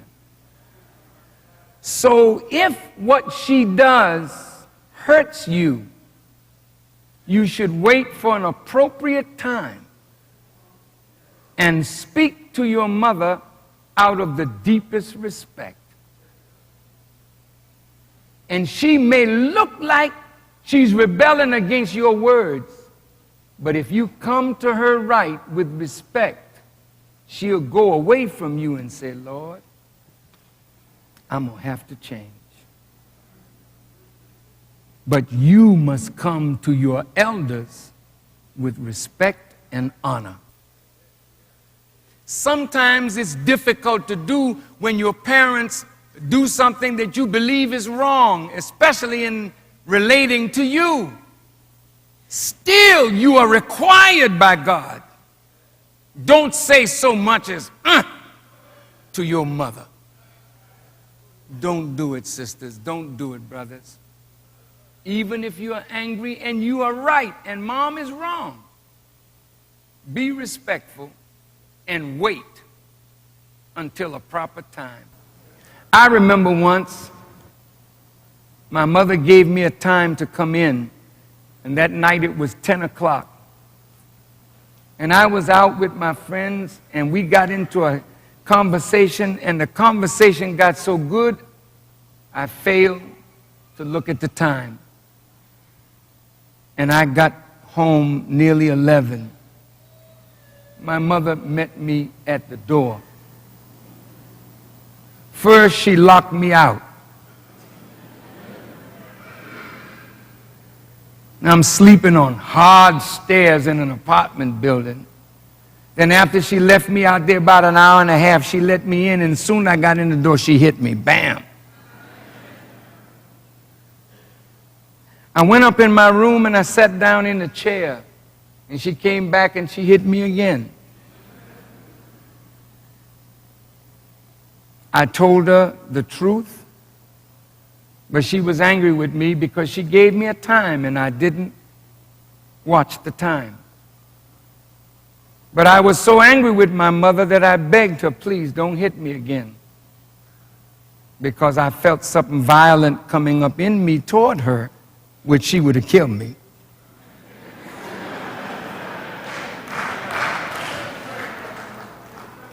And she didn't hit me anymore, and I never said anything. Years later,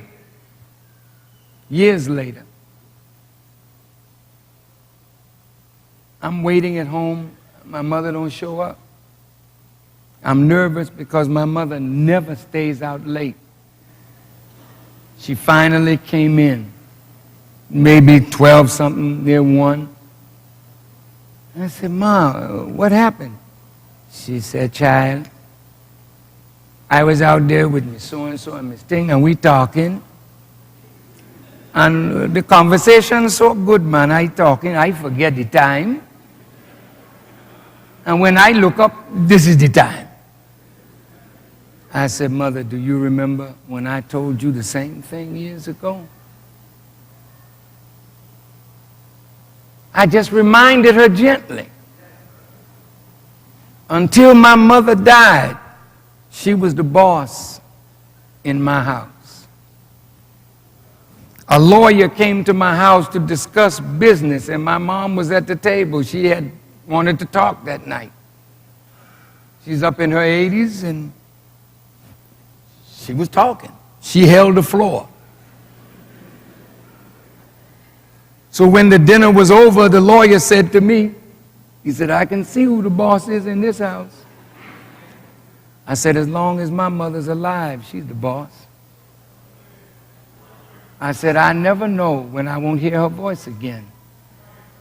So whenever she wants to talk, I ain't got nothing to do but listen. We'll make another appointment some other time. If you treat your mother with respect and honor, which is your duty, God smiles at you for being honorable to your mother and your father. Now,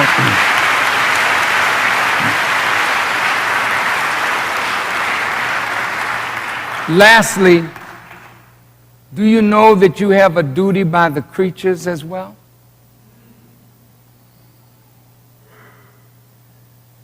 You should never mistreat the creatures of God. Now, I kill flies. I can't help that. Fly is in my domain. You got to go. In fact, if you're a bug and you're in my house, see, this is my space. Don't come up in here. I'll get raid and get you. But to show love for God is to be dutiful in how you care for the lower animals. You never just mistreat the creatures. God in the Quran, He allows you to hunt because hunting sometimes keeps the balance in nature, you see. But excessive. You don't even kill one of God's creatures without mentioning His name over that life. You don't just take the chicken and just... See, you're frightening the chicken so bad till it's releasing into its own system that which will be harmful to you when you eat the flesh. They should never even know that they're dead. You do it so quick and so merciful. This is the way God wants us to treat His creatures, or the lower animals. Can you imagine how angry Allah is by the way we treat a fellow human being? How do you think God is looking at us? No matter what my son failed to do or didn't do, to go and beat the boy with baseball bats and then shoot him? You know, how does God look at that? Well, He could say, I sent him. Because good words that you speak, he didn't hear. So maybe the bat and the bullet will help him come to himself. God has a left hand and a right hand. And He uses them both to accomplish His will. You may not understand, but I told my son Mustafa, I said, always look for the hand of God in the things that happen. And when you see God's hand, respect it and understand how God works. Enough said. I close from the Bible. And look at these words of Paul. He's talking about love now. He said, wives, be in subjection to your own husband, that if any obey not the word, they also may without the word be won by the conversation of their wives. If this man fails to obey the word, By your conversation with him, you can bring him back to the straight path, because if both of you say you believe, then in your house truth must be the arbiter of dispute. He says, while they, your wives, behold your chaste conversation coupled with fear, whose adorning, let it not be that outward adorning of plaiting the hair and wearing of gold or putting on of apparel, but let it be the hidden man of the heart in that which is not corruptible. In other words, sisters, what you do to beautify yourselves on the outside to please him, there's something that you should do on the inside. Wives, be in subjection to your husband. Husband, be in subjection to God. So if you are in subjection or submission to God, she's justified in submitting to you in a godly way. But just because you're the man, don't think that because you're the man, she's justified in obeying you when your words are contrary to what is right, what is just, and what is true. So I thank you for allowing this discussion.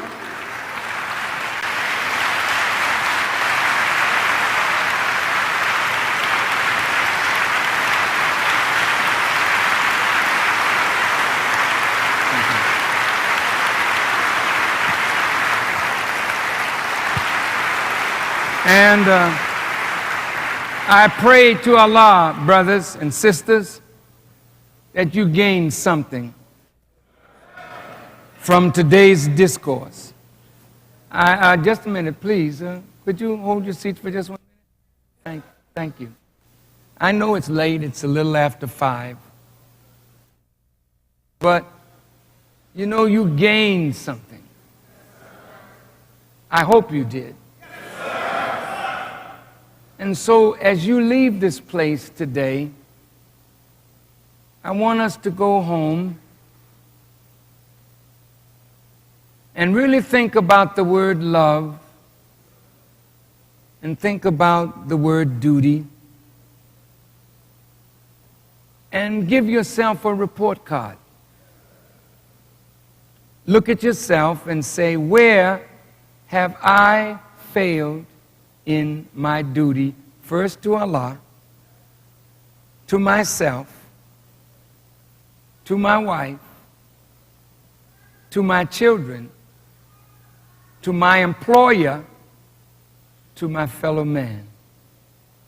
Where have I failed? If they're paying you so many dollars an hour, give them an honest day's work for an honest day's pay. Don't be found hiding behind the woodpile, sleeping and ducking and dodging, and then expecting a full paycheck at the end of the week. That's cheating. Be dutiful.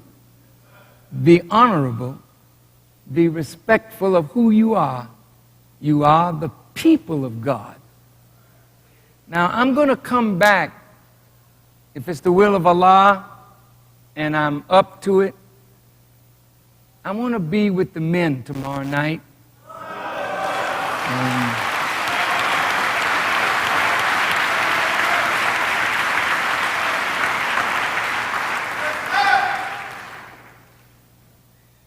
But I want to come out on Wednesday because there's another subject that God gave me like this one. It's like a twin. Who are you to your wife and your children? And who are you to your friends and associates? And who is better to judge you? Your wives and your children, or your friends and your associates?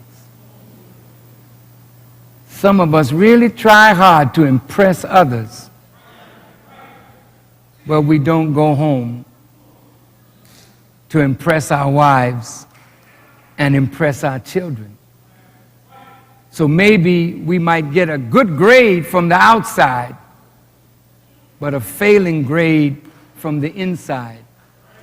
And so on Wednesday, if it pleases Allah, I would like to see as many of you would like to come out. It won't be as long as this, but I promise you that the best person is the person who can go home and get a good grade from his wife and from his children.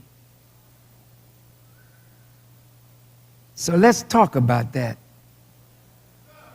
because some of us are much too interested in image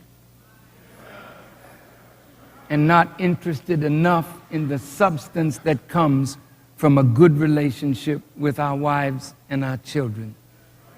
And I want to reverse all of the madness. And if I could say this about birthdays, you know, they got this thing all backwards. When is your birthday, right? Who has a birthday today? Anybody in here? Oh, brother. Yes, sir. Congratulations, brother. May Allah bless you both to have a very long and fruitful life. But you know what? When it's a birthday, we always expect somebody to give us something. Every time you reach another year, find something to give your mother.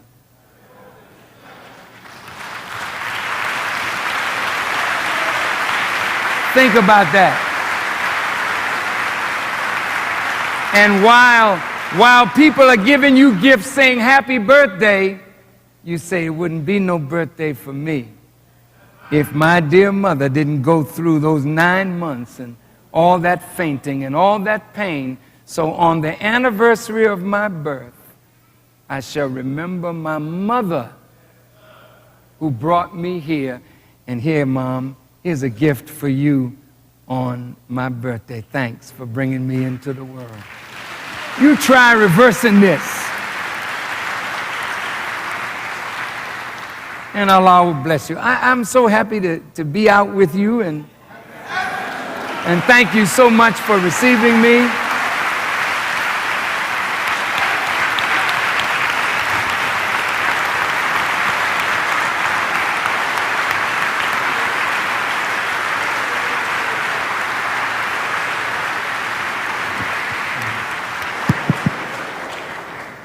I just wanted to congratulate my United Kingdom representative, Minister Hillary Mohammed.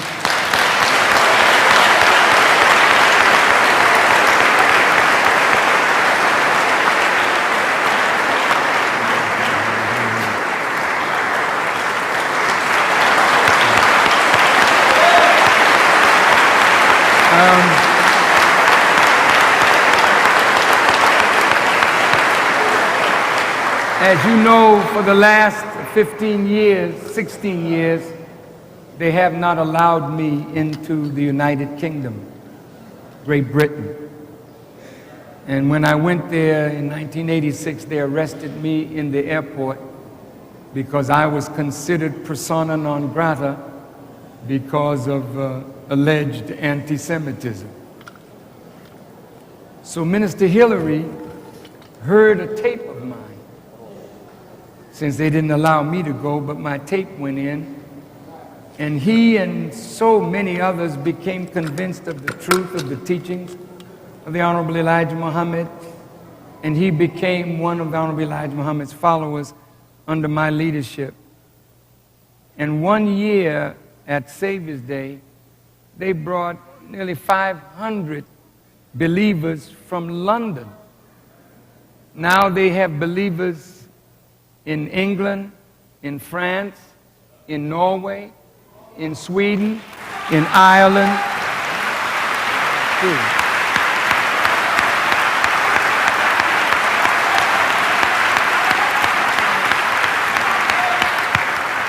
Minister Hillary decided to take on the U.S. government, the United Kingdom government, because he felt they were wrong in excluding me. So he went to a man called the solicitor. His name is Sadiq Khan, who was here a few days ago and had to go back. But one of the other attorneys came, Brother Matthew Ryder. Come. How are you, my brother? Congratulations. Thank you. And so these are the lawyers. There's another one who is Caucasian, who was the chief lawyer. He is a very, very prominent attorney in the United Kingdom. And Brother Sadiq Khan, whose parents are from Pakistan, got this highly placed lawyer, and Brother Matthew and others. And here we have Sister Tamara Muhammad. Would you come up?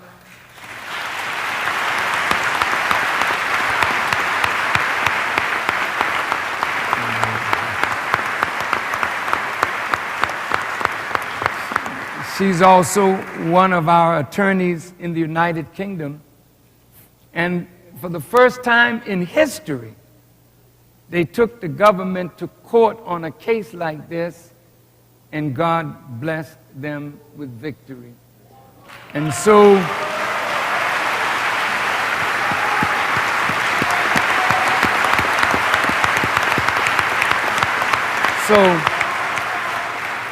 all over the world, they were rejoicing that Great Britain had lost the case, and the judge quashed the ban on my coming to the United Kingdom. On October the 1st, Justice Turner, who is the judge that delivered this verdict, will give his reasons in law as to why he quashed the ban on my coming. If his argument is airtight, which I believe it will be as a matter of law, then the government probably will be forced to accept the decision. And if the government then decides to appeal it, then the appellate court will have to hear the case. And in that case, I won't be able to go to England until either the government says we are not going to appeal, or if the government does appeal, when the higher court or the appellate court, if it renders a decision again in our favor, then from that point on, I will be free to go. I wanted to have the Day of Atonement in London, you know, but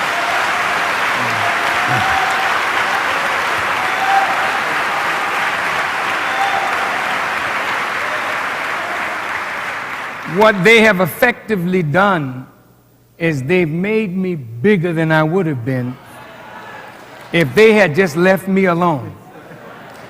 So since they didn't leave me alone, and my brother saw it as an injustice, the attorney saw it as an injustice, and the government now is on the ropes, so to speak. So maybe we'll be going to London because London Bridge is falling down.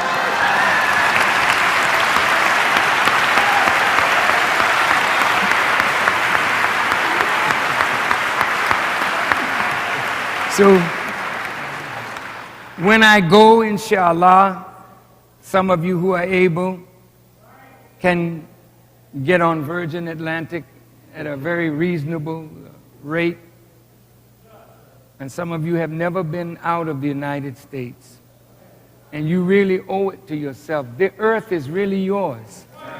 And for you to just stay on the south and west side of Chicago all your life and never see the rest of the United States or even the Caribbean, Central America, South America, Asia, Africa, you really owe it to yourselves to travel. So when I go, naturally, I'd like you to come with me. And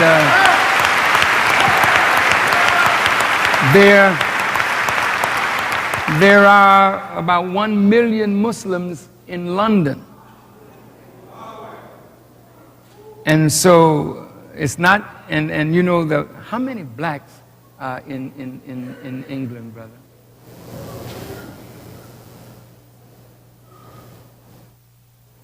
1.7 million blacks, 5 million people of color.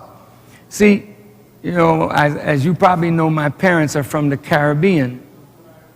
And, you know, when I was a little boy, you know, on my mantelpiece in my apartment in Boston where we grew up, I saw the picture of these two white people. And I used to ask my mother, you know, who are they? And she said, oh, this is King George and Queen Elizabeth.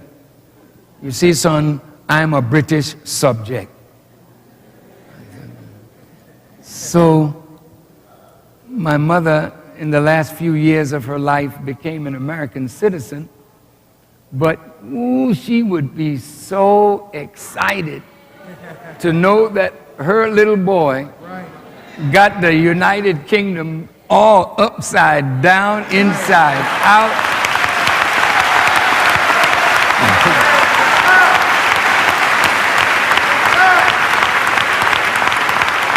And some of you should travel with us because you really should see the effect of the minister's work all over the world. And the love that people have for me is just mind-boggling, and all I can do is thank Almighty God, Allah, for allowing people to love me, which puts on me a great responsibility to strive to be worthy of that love. So, inshallah, we'll be going to London soon. The secretary of the mosque in London is here. Come, brother. Brother Jeffrey.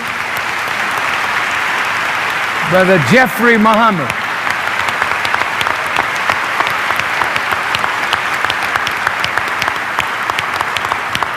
And some of you beautiful sisters and brothers don't even know that outside of Africa, in the diaspora, meaning the Western world, there's over 200 million black people. Did you know that? You didn't know.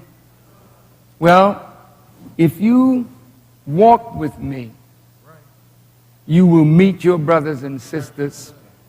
You have a strong representation in Canada, North America, Mexico, all through Central America. You know, at the Million Family March, you saw Daniel Ortega. He's the leader of the Sandinistas who overthrew the rule of a CIA puppet. And he opted for elections, and America sent all kind of dollars down there to beat him, but he's running again. And if it pleases Allah and he wins, naturally he wants his brother to come to Nicaragua.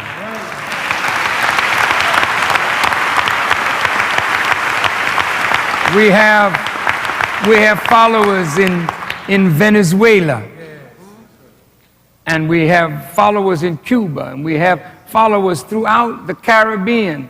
And you got 80 million of your brothers and sisters in Brazil. And I just got a letter from a Brazilian brother who is begging me to let him represent the teaching of the Honorable Elijah Muhammad in Brazil. So we have a worldwide assignment. So let us thank our brothers from the United Kingdom. Congratulations, brother.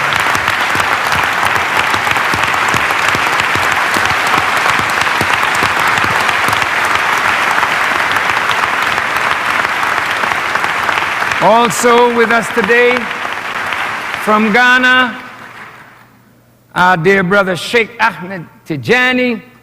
Sheikh Tijani, always a pleasure to see you. And we have some of our brothers from Africa but living in Canada. Brother, your name again? Oh, you got to say that again, brother. Idi Bonabucha. Thank you, brother.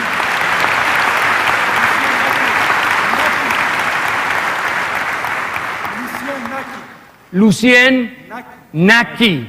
Where are you from?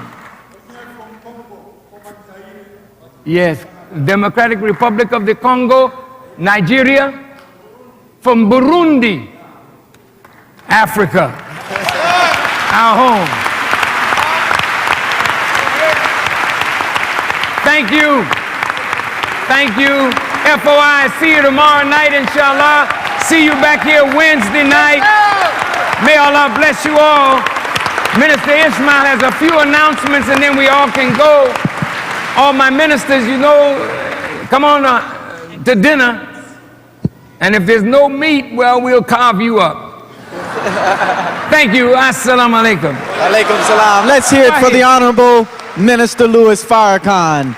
Allahu Akbar. Allahu Akbar. Allahu Akbar. All praises due to Allah.